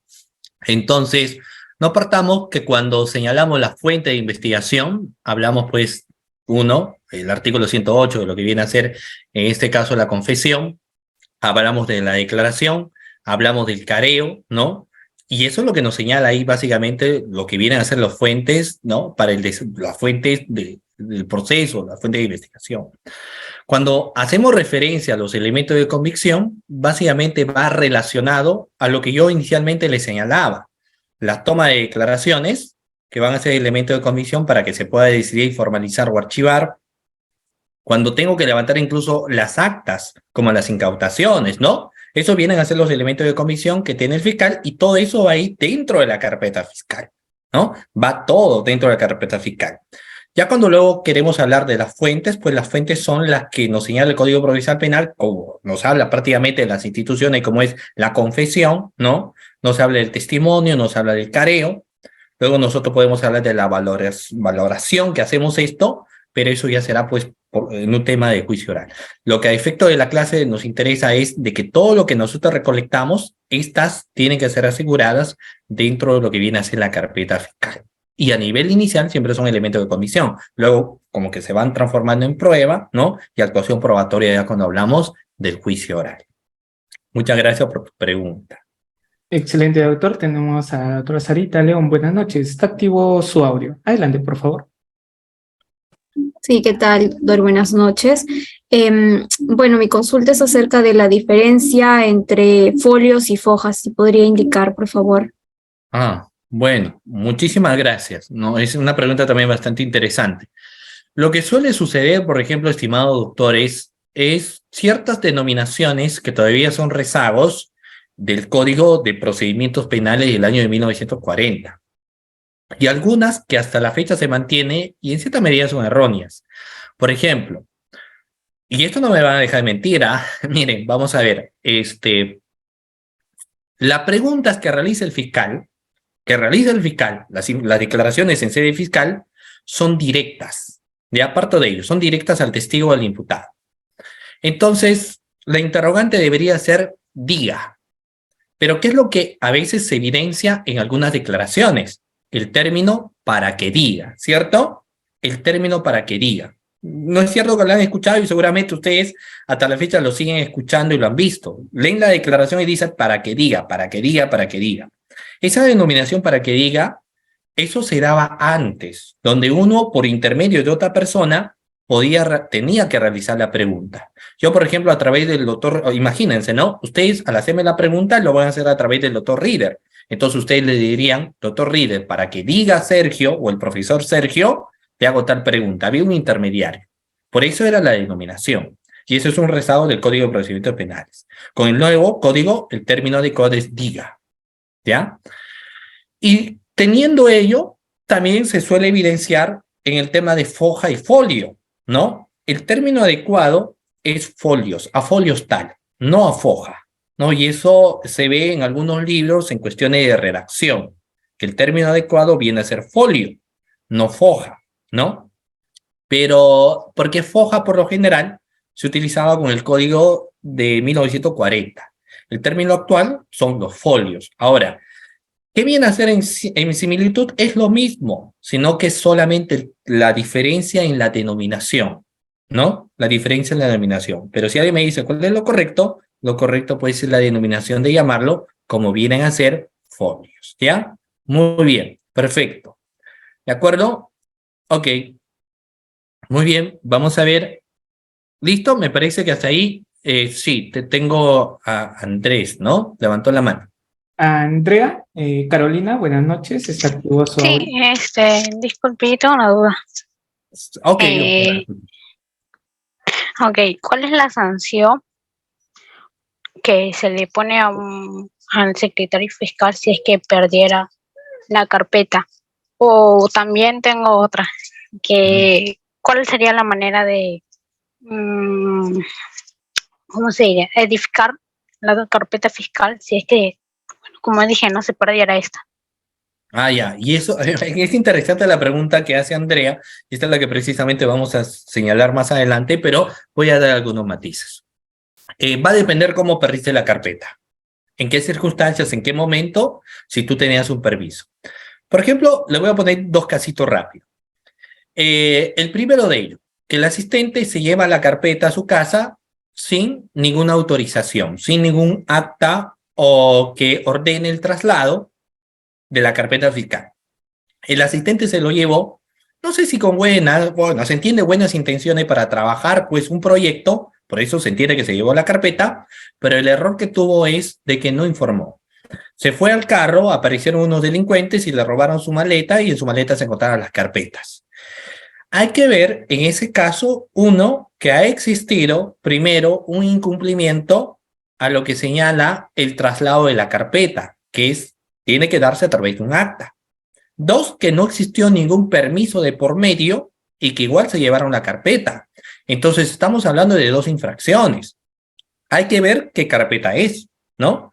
Si es una carpeta que se encuentra en una formalización, si ya se encuentra aperturada, entonces es muy posible, por haber infringido esto, que se le vaya a sancionar al asistente de función fiscal. Y como es una falta grave, porque he considerado falta grave, podrían al asistente, pues, rescindirle su contrato. Y eso no es todo, porque si se sospecha que el asistente lo hizo intencionalmente, es decir, que el asistente quiso esconder la carpeta, ¿no? Se puede remitir a través, el fiscal tendría que hacer un acta, remitir a potencial humano y también para las investigaciones a las fiscalías comunes. Ese asistente en función fiscal podría ser sometido a una investigación, ¿no? Diferente es el caso si el asistente pidió permiso, pues no, le dijo, señor fiscal, voy a llevar las carpetas, y el fiscal le dice, ya bien, hágame un acta. Hubo un permiso de por medio. El asistente tomó las precauciones necesarias, se va a un taxi, pero aparecieron unos delincuentes mano armada y se llevaron todo. Entonces, en ese caso, habrá una denuncia que se pondrá contra los delincuentes y como el asistente cumplió con el procedimiento, solo que lo que pasó aquí es un hecho fortuito, no pasará nada con el asistente. Por ahí un llamado de atención, pero el asistente se explica, me han encañonado, etcétera, ¿qué hará ahí la situación, no? ¿Qué es lo que se va a hacer en ambos casos? Hay que reconstruir la carpeta fiscal. Hay que reconstruir. Y precisamente esta resolución nos habla de la reconstrucción de la carpeta fiscal, que ahora más adelante yo les voy a explicar. ¿Ya? Muy bien. Muchas gracias por la pregunta. Excelente, doctor. Tenemos al doctor Carlos Navarro. Buenas noches, doctor. Bienvenido. Buenas noches, doctor, buenas noches. Buenas noches. Buenas noches. Muy interesante la disertación del día de hoy. La consulta era la siguiente, y bueno, en realidad era una, pero se sumó una más con respecto a la consulta de la compañera. La pregunta inicial que iba a hacer es, usted decía que por lo general la carpeta fiscal se inicia con la denuncia, pero cuando no se inicia por la denuncia, sino por otro documento, ¿por qué se iniciaría por otro documento? Y generalmente, ¿por qué otro documento se da? Eso por un lado. Y por otro lado, supongamos que yo soy el asistente del fiscal. La carpeta que está en mi mano, que solicito llevármela, digamos que por hacerlo exagerado, es de un familiar, por decir, ¿no? Y a mí me conviene que esa carpeta pudiera extraviarse, porque es de mi familiar, ¿no? Y aparentemente me asalta, pero en realidad no me asalta. O sea, yo programo todo, ¿no? Entonces, en el momento del interín que sucede el supuesto asalto, caen los supuestos asaltantes. Obviamente van a confesar. ¿Yo puedo ser incorporado como testigo al proceso? Ok. Esas serían las dos preguntas. Muy bien, muy interesantes las dos preguntas. Excelente. ¿No? Bastante interesante las preguntas que formula el participante, ¿no? En esta oportunidad, ¿no? Y bueno, vamos a ir en ese sentido respondiendo a la primera pregunta. Lo que pasa es que la apertura se da de varias formas. Miren, si bien es cierto, la gran mayoría es a través de una denuncia, muchas veces se dan a través de una derivación. Es decir, digamos, el fiscal de Lima Norte, ¿no? Estaba investigando un caso de su presunto delito de corrupción y luego se da cuenta en realidad que de corrupción no hay nada, más bien hay lavado. Entonces lo que hace es emitir una disposición de derivación a la Fiscalía de Lavado de Activos. Entonces ingresa esta denuncia, esta derivación, mejor dicho, y el fiscal apertura en base a la derivación que llegó, no en base técnicamente a la denuncia, porque el que denunció lo hizo en una fiscalía anticorrupción, pero el fiscal evidenció que corrupción no hay, sino más bien ve indicios de lavado, entonces me remite. Entonces yo aperturo en base a la disposición de derivación, ¿no? Lo otro, no nos olvidemos que el Código Procesal Penal señala que el fiscal de oficio podría iniciar la investigación, ¿no? Entonces lo que el fiscal podría hacer es levantar un acta y a través de ese acta dar apertura a una investigación. O sea, el fiscal hizo una reserva de diligencias y se dio cuenta que en determinada entidad o en determinado lugar habrían ciertos hechos ilícitos. Entonces se constituye y el fiscal hace un acta y con ese acta apertura la investigación. Esto no fue por una denuncia, sino fue a iniciativa de parte, ¿no? Eso tenemos. Ahora, tenemos otras más, porque el fiscal superior puede ordenar que otro fiscal, ¿no?, apertura una investigación o formalice una investigación. Entonces ahí se habla de decisiones superiores. La apertura no fue por una denuncia, sino fue por una disposición superior o de la coordinación. ¿Y eso dónde me doy cuenta, profesor? Cuando empezamos a redactar en el dado cuenta, ¿no? O en el atendiendo ponemos atendiendo la denuncia de tal fulano, atendiendo la denuncia de tal persona, atendiendo la denuncia de la Contraloría, o si no ponemos atendiendo la derivación de la coordinación de presidencia, etcétera, ¿no? Entonces, esas son las otras formas. Lo otro, sobre el asistente, lo voy a agregar un poco más ahí. ¿Qué pasa si el asistente cumplió con todo el procedimiento de la carpeta fiscal, ¿no? Y el asistente que cumplió con todo el procedimiento, tuvo las actas y todo eso, intencionalmente hizo pues que lo roben, ¿no? Para que el caso muera. El tema es que el caso nunca va a morir. O sea, la carpeta fiscal es una carpeta fácil de reconstruir. Esa facilidad de reconstruir se va a dar a través de la carpeta electrónica o del mismo sistema de quien planteó la denuncia, ¿no? Entonces, naturalmente, ¿qué es lo que va a suceder? Al inicio quizás el fiscal diga, bueno, no hay responsabilidad para el asistente. Pero cuando empieza la investigación, se dan cuenta, oiga, pero él no es su familiar, entonces va a haber un indicio. Y el fiscal rápidamente se va a dar cuenta, o sea, sacó, pero se perdió la carpeta, qué raro, ¿no? Entonces lo más seguro es que le pide un informe al asistente para que se vean qué circunstancias se perdió la carpeta, ¿no? Y si llega algún contexto de una duda, si como me decía ahí el declarante, fíjense ustedes, el detenido dice, no, es su familiar, incluso podría ser el incorporado, más que testigo, incorporado como sujeto procesal, porque no es que él tuvo como objetivo también que se oculte la investigación, entonces sería un cómplice, más que un testigo, se le incorpora y hacen su incorporación, lo que van a hacer es inmediatamente remitir a lo que viene a ser potencial humano, y potencial humano apertura la investigación administrativa y pues despido, ¿no? Causal de despido. Y bueno, lo mejor puede ser que te despidan, pero en el proceso penal puede haber una responsabilidad más grande, ¿no? Muy bien. Excelente. Siguiente pregunta, a ver, ¿no? Vamos a ver 2 preguntas más para que luego continuemos con la... A ver. Excelente, doctor. Damos paso al doctor Miguel porque es el único que tiene activo su cámara. Doctor, Ok. pregunta, por favor. Adelante. Gracias, doctor. Muy buenas noches. Doctor, mi pregunta va justo a este tema, ¿no? ¿Qué tan importante es la carpeta fiscal? Y tal vez la protección de la misma, ¿no? Bueno, se me ocurre una idea, tal vez tengamos una carpeta fiscal que ya, digamos que ya ha avanzado algunas diligencias, tenemos actuados que algunos de ellos son preconstituidas, como las actuaciones policiales, puede haber informes, puede haber pericias, o alguna de ellas que tal vez ya no podamos ni volver a hacer porque sería revictimizar a la víctima, y de pronto te vas un día a tu casa y al día siguiente prendes la televisión y ves que están quemando tu fiscalía, como ha sucedido por esto de temas sociales, están quemando tu fiscalía, los archivos, las computadoras, y bueno, no lo subiste al tema digital, o tu fiscalía tal vez no maneja el tema de guardar las copias, ¿no?, digitales. Entonces, al suceder esto, bueno, claro que está que es un tema de causa mayor, ¿no? Nadie ha planificado esto, es un tema social, pero ¿qué tanto puede perjudicar al proceso? Porque, como le digo, ¿no? Bueno, usted nos acaba de decir que es fácil de reconstruir, pero de todas maneras hay diligencias, algunas que son especiales, hay técnicas especiales de investigación que se han realizado, o es más, estas diligencias, justo estás con los plazos, ya se te vencía dentro de 2 días. Entonces, ¿esto va a perjudicar en qué tanto el proceso?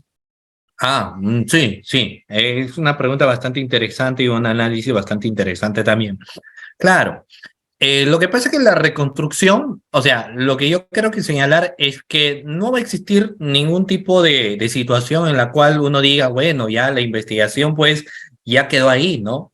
No, o sea, es cierto que puede tomar su tiempo, pero se va a lograr reconstruir y el caso va a tener que seguir. Es más, ante muchas de esas situaciones, dependiendo de la dificultad, podría ponerse que se deje el tiempo procesal todavía sin efecto, ¿no? O sea, que no siga avanzando el plazo. Se lo suspende momentáneamente a través de una disposición, conocimiento del juez, requerimiento, etcétera, para que mientras que se reconstruya, ¿no?, la carpeta, el tiempo procesal quede en stand-by, ¿no? Ahora, es cierto, pueden existir actas de pruebas preconstituidas. Puede ser que el asistente de función fiscal, los CDs que tenía o todos los vestigios que recopiló, que se encuentran en un sobre lacrado. Lo ideal es eso, que tiene que ir a la oficina de bienes incautados. Pero digamos, no lo llevó, ¿no? Porque estaba sobrecargado. Y estuvo en su carpeta y ahora se incendia. Imagínense que es el cuchillo donde se ha cometido pues el supuesto suceso, ¿no? O si por ahí, qué sé yo, es la pistola y todo eso se encendió. Entonces, obviamente, claro, estamos hablando de una situación muy gravísima de pérdida de elementos de convicción que incluso serían determinantes para hallar la culpabilidad de un individuo. Por supuesto que sí. Sin embargo, el tener esas circunstancias no puede limitar a la fiscalía de, por ejemplo, de decidir, como ya no tengo eso, archivo el caso, no. Sino que la fiscalía tendría que ver todos los medios necesarios, ¿no? Recurrir a todas las fuentes de investigación posibles para continuar con el caso. Ahora, si son temas documentales, es más sencillo. ¿En qué sentido? Si son declaraciones, es más fácil incluso volver a tomarle las declaraciones, o hoy en día, en la situación, todo queda si graban, queda en el aplicativo Google Meet. Si tenemos documentación que ha sido en copia simple, las podemos volver a requerir, ¿no? Si son algunas disposiciones o proveídos, las podemos volver a proveer siempre y cuando el asistente la actualizó. De ahí la importancia de actualizar. Entonces, sé que es complicado. Por eso mismo es que en la actualidad se peticionó de que todos los asistentes saquen o escaneen toda la carpeta fiscal, precisamente para evitar eso, ¿no? Y que todos los bienes, porque el asistente no debe tener bienes, hay que ponerlo en la oficina de bienes incautados, ¿no? Entonces, si hay un incendio, bueno, se quemarán los documentos, etcétera, pero el software y los bienes incautados quedan en estricta reserva, ¿no? Y eso va a ser más fácil para poder reconstruir el tema de investigación, ¿ya? Muy bien, yo sé que hay más preguntas, mil disculpas con quienes están levantando la mano, etcétera, pero son las 10:21 y la idea es tener que avanzar lo más que podamos, ¿ya? Muy bien, doctores. Entonces, vamos a continuar. ¿Quién es el responsable de la custodia de la carpeta fiscal? Pregunta, en este caso, a los asistentes que se encuentran, pues, en esta sala. ¿Quién es el responsable de la carpeta fiscal? Vamos a ver que el artículo 13 nos señala que el responsable de la custodia de la carpeta fiscal, ¿no?, viene a ser el asistente de función fiscal o asistente administrativo. Hay algo muy importante en ese caso. Hay que mantenerlas inventariadas. ¿Esto qué significa? De que debemos conocer la cantidad de carpetas fiscales que uno tiene que tener. ¿Cuál es la recomendación, doctores? Y esto va también para quienes son fiscales, obviamente. ¿Cuál es la recomendación? Fíjense ustedes que cuando alguien gana una convocatoria para asistente de función fiscal o asistente administrativo, lo primero que tiene que hacer, doctores, es pedir la entrega de cargo del anterior asistente en función fiscal. Eso es lo primero que uno tiene que hacer cuando asume el nuevo cargo de asistente en función fiscal o asistente administrativo, ¿no? Sobre todo asistente en función fiscal. Pedir, doctores, lo que viene a ser la entrega de cargo del anterior asistente en función fiscal. ¿Saben ustedes por qué? Porque es la única forma de yo saber con cuántas carpetas fiscales están a cargo del fiscal y ahora van a estar a cargo de mi custodia. También me va a permitir saber cuántas carpetas y comparar con las carpetas que se encuentran en el sistema, ¿no? Si existe o no similitud. Me va a permitir saber cómo está en la foliatura, en qué estadio se encuentra. Entonces, no nos olvidemos, doctores, fíjense, que una cuestión muy importante para poder custodiar es tener que saber la cantidad de carpetas fiscales existentes. Entonces, regla número 1 es saber la entrega de cargo. Y lo mismo pasa con un fiscal. Porque si el fiscal, por ejemplo, te designan como fiscal, ya, bueno, vas al despacho, tú necesitas saber cuántos casos tú tienes o cuántos casos tú vas a asumir. Entonces es importante la entrega de cargo del anterior fiscal, ¿cierto? O si no ha habido fiscal, del asistente que estaba custodiando tus carpetas. Es la única forma de poder custodiar. Si no, es imposible.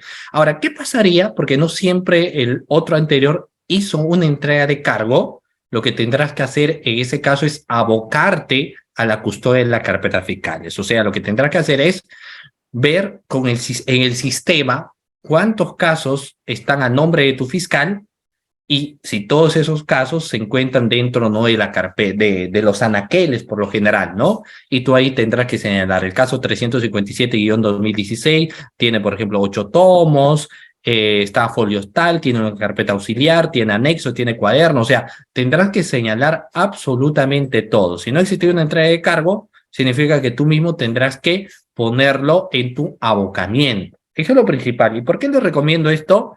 Porque hay muchos asistentes en función fiscal que asumen el cargo y quieren trabajar rápido. Y están empeñosos. Pero lo importante es primero, como vas a custodiar, y eso es una de las funciones vitales que tú tienes, primero encárgate de saber cuántas carpetas tú tienes. ¿Y por qué es importante? Porque más adelante, si tú te vas a otro lugar, si te designan, tú vas a hacer una entrega de cargo. Y recién muchos en ese momento empiezan a contabilizar todas las carpetas que tienen. Y ahí se dan cuenta que faltaba una carpeta, que faltaba otro tomo, muchas cosas, ¿no? Y tú, como en su momento no lograste abocarte adecuadamente, tú asumirás la responsabilidad, pues. Entonces, lo ideal es eso, ¿no? Muy bien, sigamos. Ahora, vamos a ver aquí. Vamos a ver. ¿Y dónde se guardan las carpetas fiscales? ¿Dónde, doctores, se deben guardar las carpetas fiscales? Vamos a ver lo que nos señala el artículo 14. El artículo 14, doctores, nos habla de la conservación de las carpetas fiscales. Reitero nuevamente, el artículo 14 nos hace mención de la conservación de las carpetas fiscales y nos dice que estas serán guardadas dentro de los anaqueles, o si no, dentro de los archivadores, de los estantes o cualquier otro mueble que reúnan, obviamente, las condiciones necesarias. En pocas palabras, nos dicen que no debe existir ninguna carpeta fiscal que esté, por ejemplo, en el piso. No debe existir ninguna carpeta fiscal que se encuentra por ahí tirada, ¿no? Es más, no deberían existir carpetas fiscales que se encuentren en cajas, sino que deben estar guardados en un anaquel, en algún archivador, en algún mueble, pero que garantice su conservación.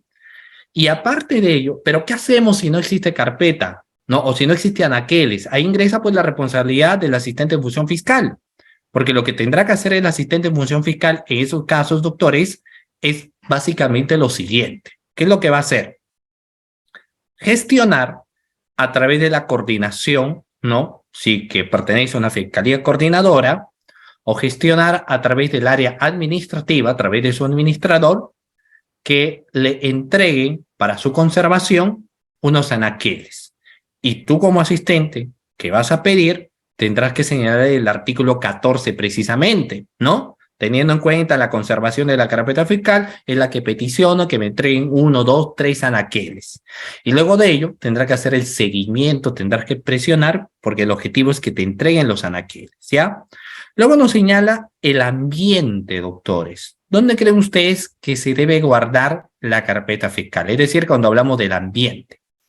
Para empezar, no en cualquier sitio se coloca la carpeta. Por ende, se entiende que cuando una fiscalía, ¿no?, se va a aperturar, digamos, en algún distrito fiscal a lo largo del Perú, el local que van a alquilar o que van a comprar, etcétera, tiene que cumplir las condiciones necesarias. O sea, el ambiente tiene que ser adecuado para la conservación de la carpeta fiscal. Por eso nos dice que el ambiente deberá ser adecuado y debe evitar las siguientes cosas. ¿Qué debe evitar, doctores? La humedad. Pregunta, ¿por qué creen ustedes que se debe evitar la humedad? ¿Qué pasa si una hoja o varias hojas se encuentran en un lugar húmedo? ¿Qué es lo que sucede? Se empieza a honguear, la hoja se empieza a debilitar, ¿cierto? Y por ahí uno puede, lee, voltea, va analizando y la hoja pues se rompe. La humedad, ¿cierto? Debilita la hoja. Ahora, aparte de la humedad, estimados participantes, nos dice, no debe estar en un lugar donde exista mucha luz. ¿Por qué es importante saber eso? Porque si está en un lugar donde se encuentra mucha luz, la carpeta está dando, por ejemplo, a una ventana y la ventana ahí al promedio de las 3 de la tarde quema, ¿no? Entonces las hojas se amarillan, pues no debe haber mucho luz, no debe haber mucho calor. Y fíjense ustedes que tiene que estar alejado de artefactos. Entonces yo no estoy en contra, está bien, pero hay personas que pueden llevar su microondas, su cafetera, etcétera, ¿no? Pero estas cafeteras o estos microondas que pueden llevar, entonces tienen que estar separados de las carpetas fiscales. Porque si existe un siniestro, las hojas bond son materiales inflamables y fácilmente llega y ¡pum! Se enciende todo.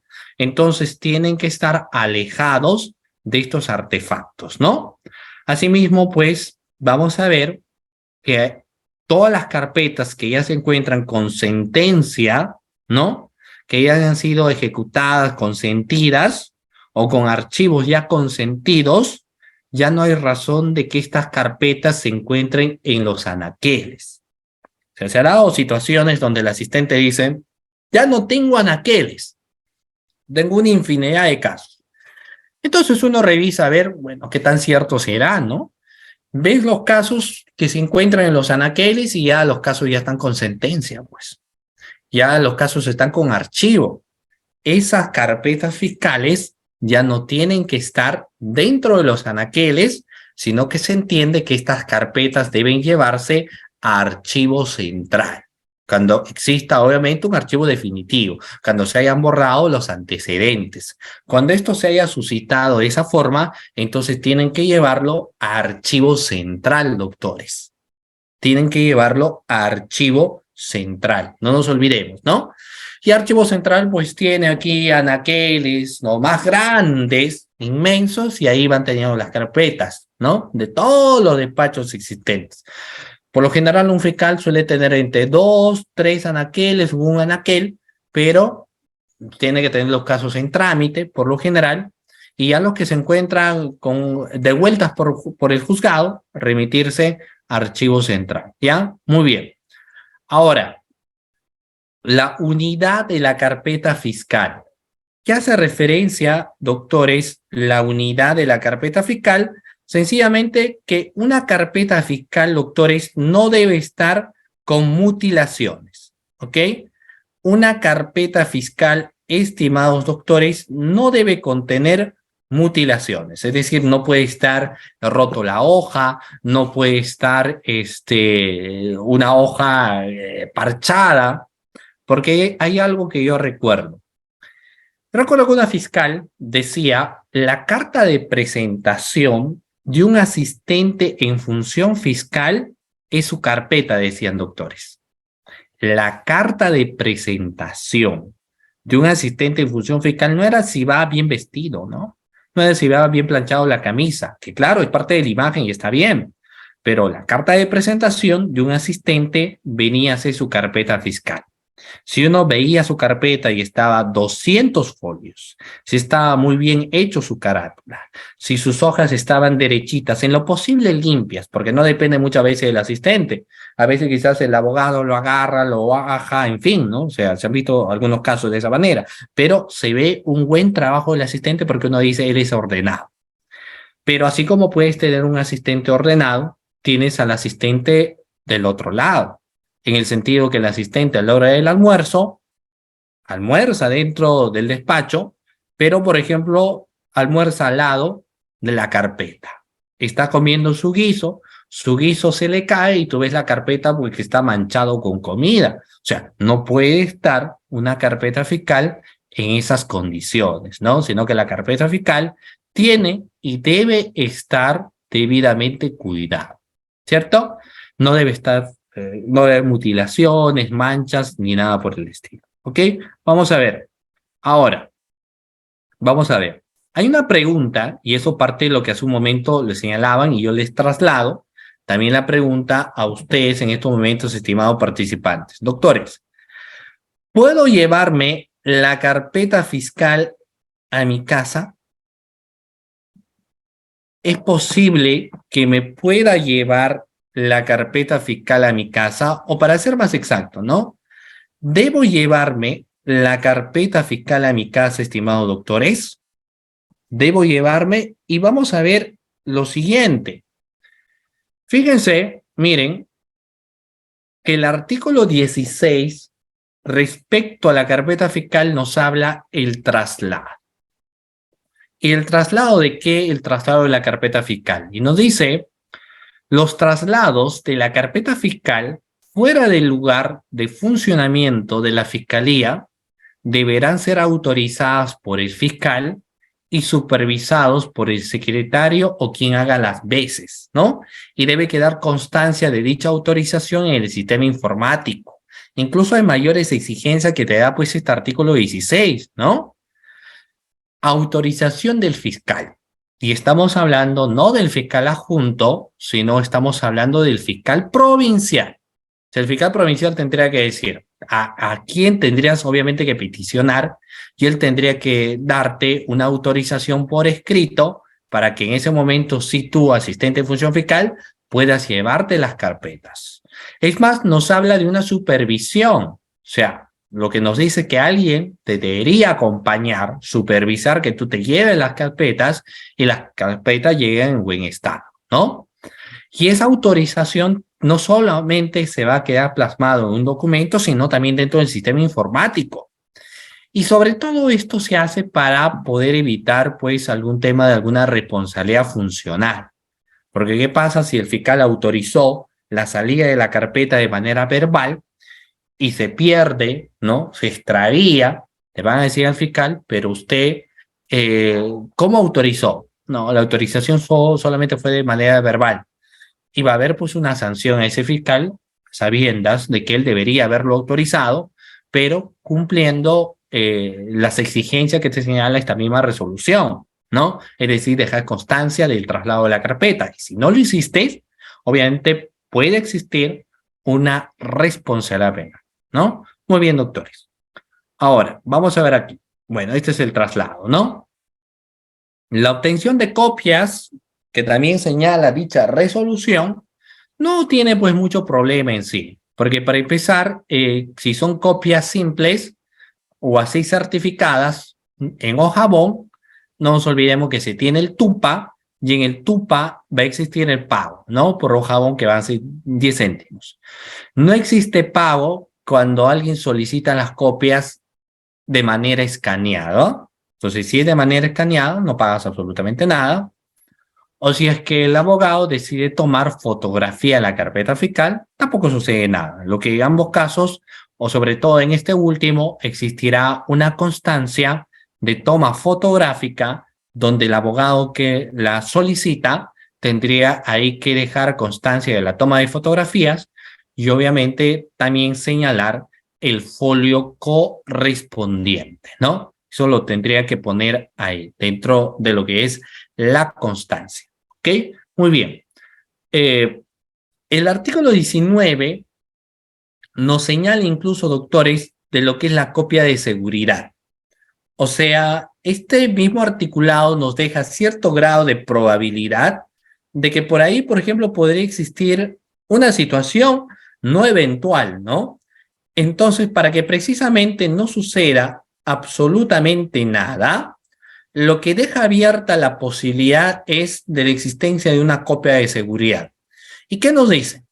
Que el fiscal, ¿no? El fiscal, de considerarlo necesario, y así nos señala el fiscal, de considerarlo necesario, podrá disponer que se guarde en un archivo especial copia certificada de las actuaciones objetivas e irreproducibles, nos señala, ¿no? Reitero nuevamente ese caso.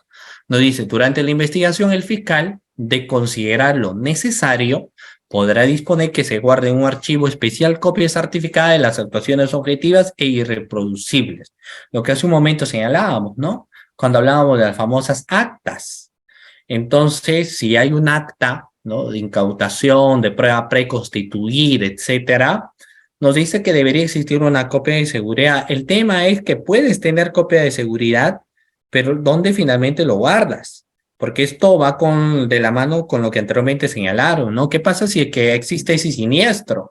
Entonces, en ese siniestro incendian absolutamente todo y por más que hayas tenido tu copia de seguridad, pues todo se quema. Entonces, se entiende que la copia de seguridad debería ser guardada en un lugar donde puede existir un especial cuidado, una especial custodia como tal, ¿no? Muy bien. Ahora, luego nos habla de las carpetas con disposición de archivo. No nos olvidemos ahí la vía procedimental, doctores. Cuando uno archiva un caso, ese archivo hay que poner de conocimiento de los sujetos procesales. Los sujetos procesales, si lo consideran necesario, plantean un recurso de elevación de actuado. Ojo, si lo consideran necesario, recurso de elevación de actuado. Y el fiscal superior decide, ¿no?, de confirmar el archivo venido en grado o disponer, por ejemplo, que se ejecute un nuevo acto o se amplíe la investigación. Finalmente es una decisión que va a tomar el fiscal superior, ¿no? El tema concreto, en este caso en particular, ¿no?, cuando hablamos del artículo 20, con carpeta con disposición de archivo, lo que nos va a señalar, pues, es que las carpetas no deben estar en los anaqueles si es que ya existe una disposición de archivo como tal, sino que estas, como hace un momento y el otro articulado lo mencionaba, estos tienen que ser remitidos necesariamente a la oficina de bienes incautados, ¿no? O sea, deben estar ahí en la oficina de bienes incautados. O sea, muy bien. Recomposición. Esta misma resolución que estamos señalando en esta oportunidad, estimados doctores, deja abierta la probabilidad de una recomposición de la carpeta fiscal. Antes, obviamente, de los sucesos que se han suscitado en estos últimos meses, donde han incendiado las fiscalías y donde muchas carpetas fiscales, pues, en ese caso en concreto, han tenido a bien de señalar estos contextos, de evidenciarse estos aspectos, ¿cierto? Nos va a permitir a nosotros, pues, evidenciar una serie de situaciones, ¿no? Como, por ejemplo, ¿qué es lo que podemos evidenciar en ese caso? El artículo 21 te deja abierta la posibilidad de una recomposición.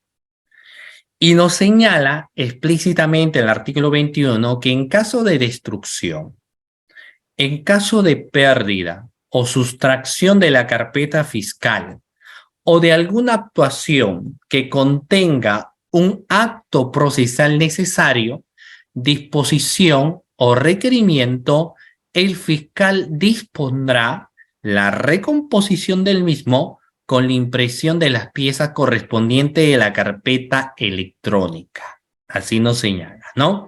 En su defecto, ello se hará con las copias certificadas que hubieran expedido. Pero claro, si no existe una copia de seguridad, como anteriormente lo hemos mencionado, entonces lo más factible es recurrir a lo que se encuentra en el sistema.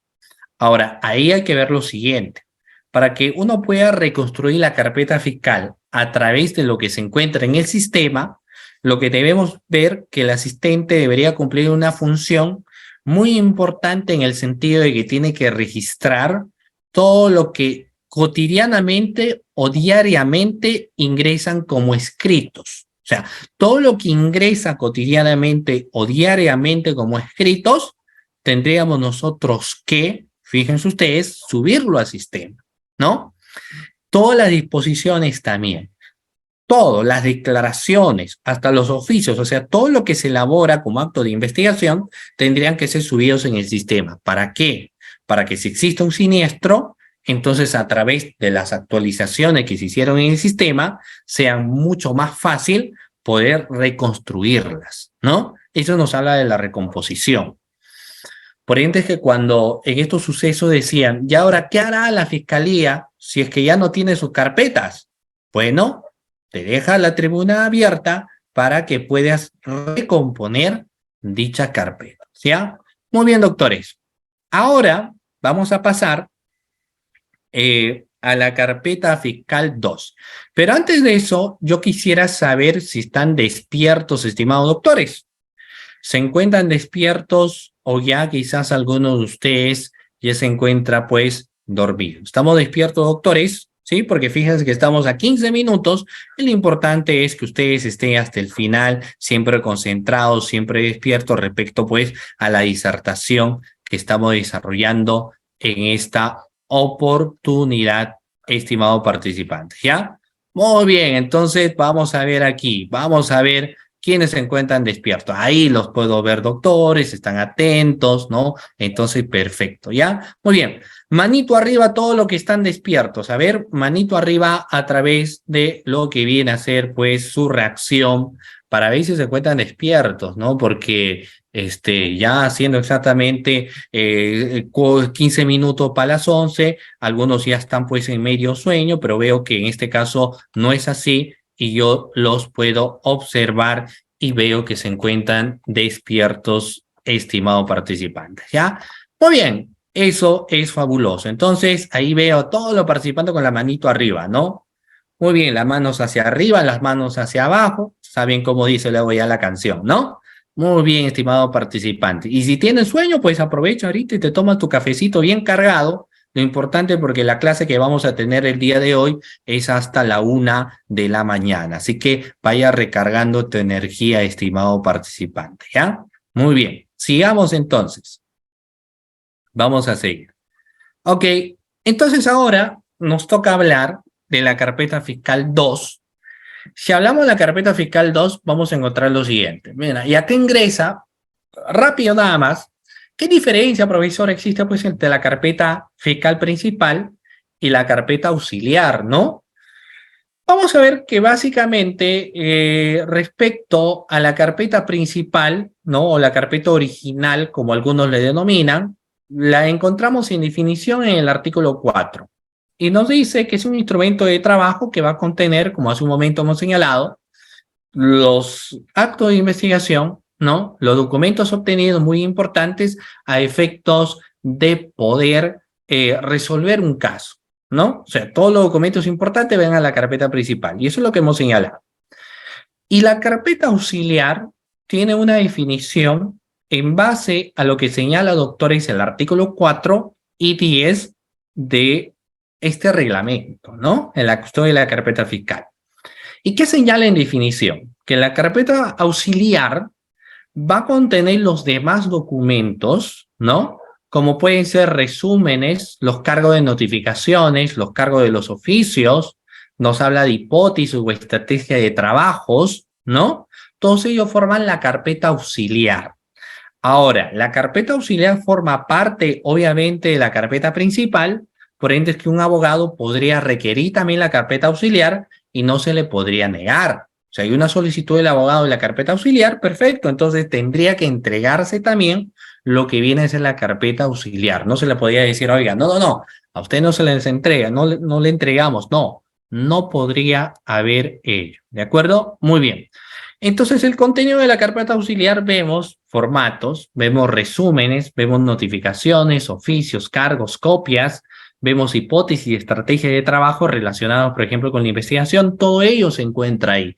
Es importante, sí, es importante porque de esta manera nosotros controlamos cómo o en qué tiempo se van desarrollando los actos de investigación. No nos olvidemos que si hubo un oficio, hay un cargo, y ese cargo que va en la carpeta auxiliar me va a permitir a mí saber con qué fecha fue recepcionada el oficio. Si es notificado, de la misma manera, la carpeta auxiliar nos va a permitir a nosotros saber cuál viene a ser, ¿no?, la fecha en la cual se ha notificado. ¿Por qué es importante saber eso? Para hacer un control. Sobre todo en los fiscales, ¿no? ¿Por qué? Porque si yo tengo un asistente, yo he emitido, digamos, una disposición el 1 de febrero, ya pues a la fecha, próximos a ser 14 de febrero, debería estar todo debidamente diligenciado, ¿no? Pero si yo observo de que si yo he sacado la disposición con fecha primero y recién el asistente notificó con fecha 10, o sea, 10 días después, entonces es muy posible que le pida que haga una razón para que me explique el motivo del por qué después de 10 días recién está notificando, ¿no? Y esto tiene que ir más allá del hecho de si tengo carga de trabajo, porque finalmente todos tienen carga. Entonces, la carpeta auxiliar me permite también medir ello, ¿no? Muy bien, siguiente. Bueno, ya hemos hablado del orden de la carpeta fiscal, todo lo demás. Ahora vamos a ver, doctores, también que puede existir una gran cantidad de carpetas fiscales, es decir, no es única la carpeta fiscal, porque podemos encontrar, como hace un momento le señalábamos, y esto en el contexto también de funcionalidad, podemos encontrar una carpeta de prisión preventiva, una carpeta de proceso inmediato, de colaboración eficaz, de etapa intermedia, de juicio oral, de levantamiento del secreto de comunicación, de levantamiento del secreto bancario, entre otros. O sea, no solamente vamos a encontrar como tal una carpeta principal, sino que es muy posible que encontremos también, estimados participantes, otras carpetas más. ¿Ya? Muy bien. Y aquí vamos a ver cómo se monitorea pues la carpeta fiscal. Miren, y aquí se tiene lo que hoy en día se conoce pues como la carpeta electrónica, ¿no? La carpeta electrónica. ¿Qué es la carpeta electrónica? Para empezar, la carpeta electrónica se va a conformar, ¿no? O se va a trabajar la carpeta electrónica a través de lo que viene a ser, estimados participantes, fíjense ustedes, el manejo del sistema de gestión fiscal.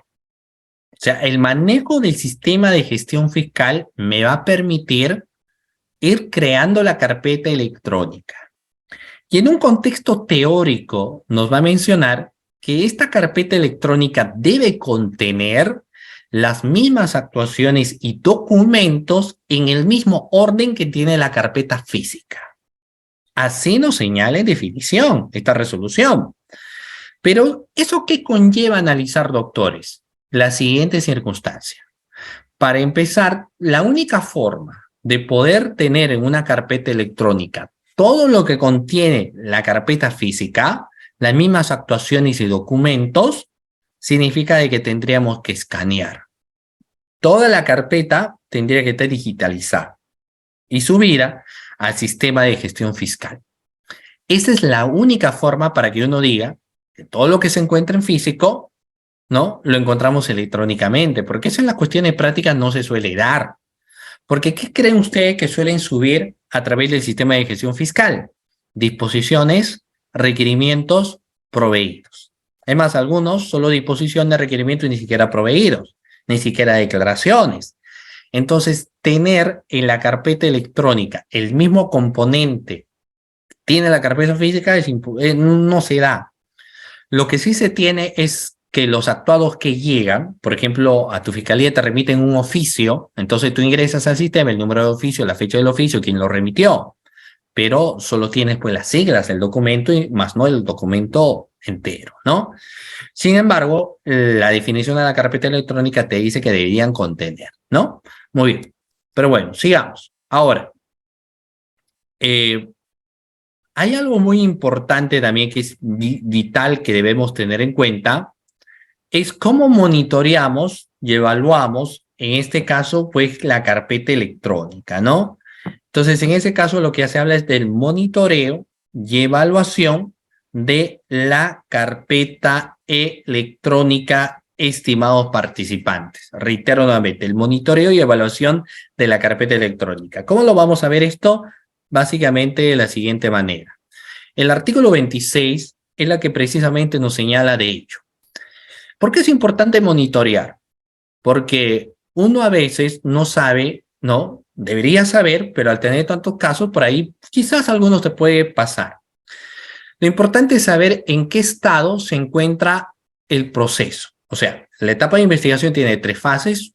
Lo que yo necesito saber es si, por ejemplo, el caso 457, o mejor dicho, la carpeta 457-2021, necesito saber en qué estado se encuentra, ¿no?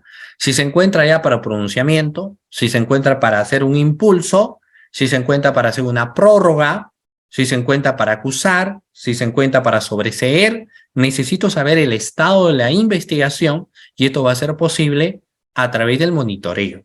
También necesito saber el plazo de la investigación.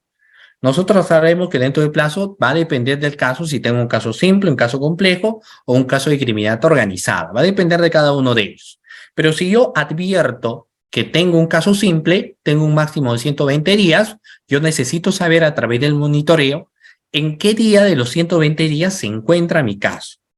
Si es complejo, 8 meses, yo necesito saber en qué mes también se encuentra mi caso. ¿Qué es lo que estoy haciendo? Monitorear, ¿no?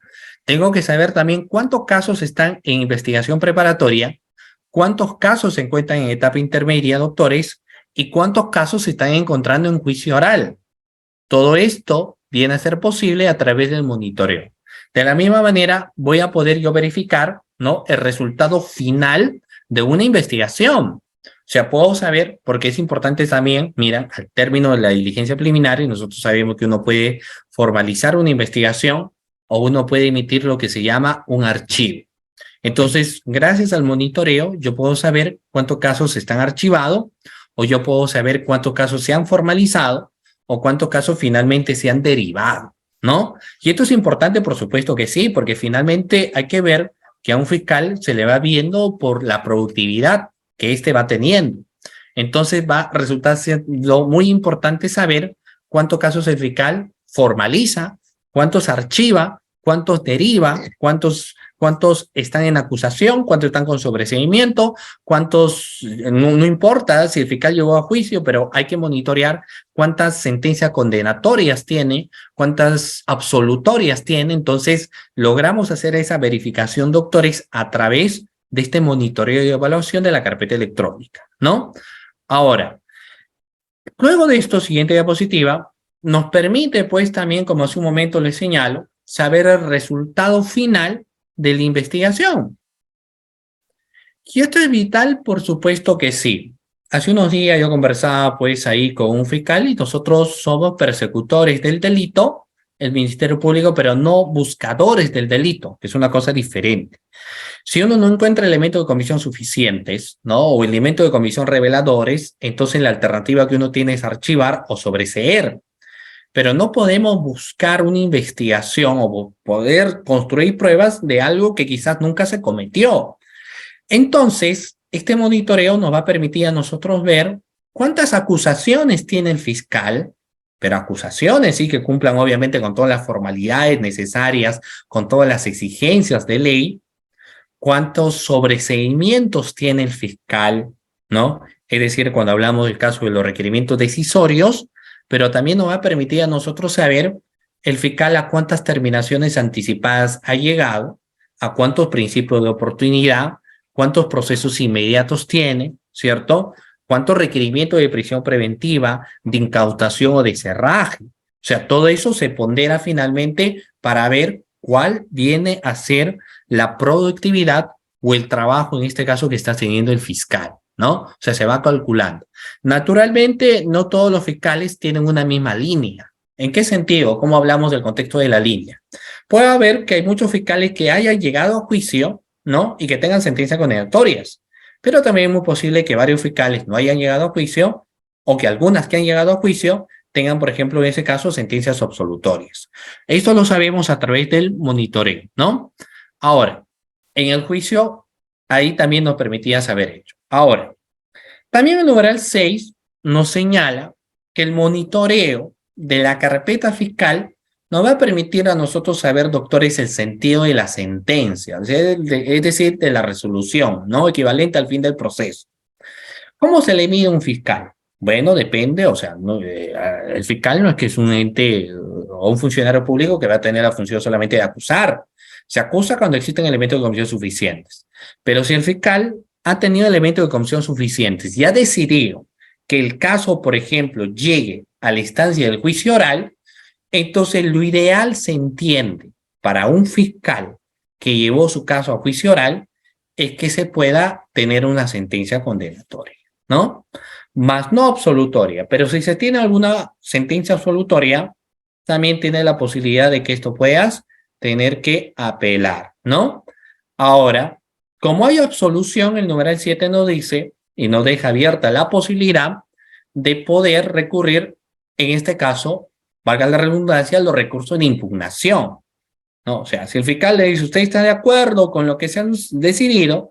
Pues el fiscal dice, yo no estoy de acuerdo con la decisión que se tuvo, entonces yo solicito o planteo, en este caso, la absolución, ¿no? El recurso de impugnación, ¿no? Que ese es el término en sí adecuado, ¿ok? Entonces, en el monitoreo vamos a poder evaluar precisamente cuál viene a ser, ¿no? Los resultados de la investigación y todo ello. Y cuando esto se evidencia, el típico caso de las visitas de control interno, doctores. En el caso de la visita de control interno, pues se le suele pedir la constancia y en la constancia nosotros vamos a poder advertir lo siguiente. ¿Cuántos casos tiene el fiscal? ¿En qué instancias se encuentran? Y todo ello va a depender también de cómo ha regularizado, pues, aquí el asistente de función fiscal, ¿no? Aquí lo que ven ustedes, y yo les he plasmado también como material accesorio, es cómo se van construyendo la carpeta auxiliar, ¿no? Pero esto ya entiendo que lo van a ver a mayor profundidad cuando se trata, obviamente, del sistema de función fiscal. Ya para ir terminando, doctores, lo que yo solo quiero señalarles ahora es que dentro de la fiscalía se tiene un semáforo. Dentro de ese semáforo tenemos el color rojo, el color amarillo y el color verde, ¿no? Acá, claro, como negrito, acá está, se ve como negrito, ¿no? Pero bueno, en el caso de que tengamos caso verde, estamos dentro del plazo. Si se encuentra rojo, significa que estamos plazo vencido. Y si nos encontramos color amarillo, estamos ante casos próximos a vencer.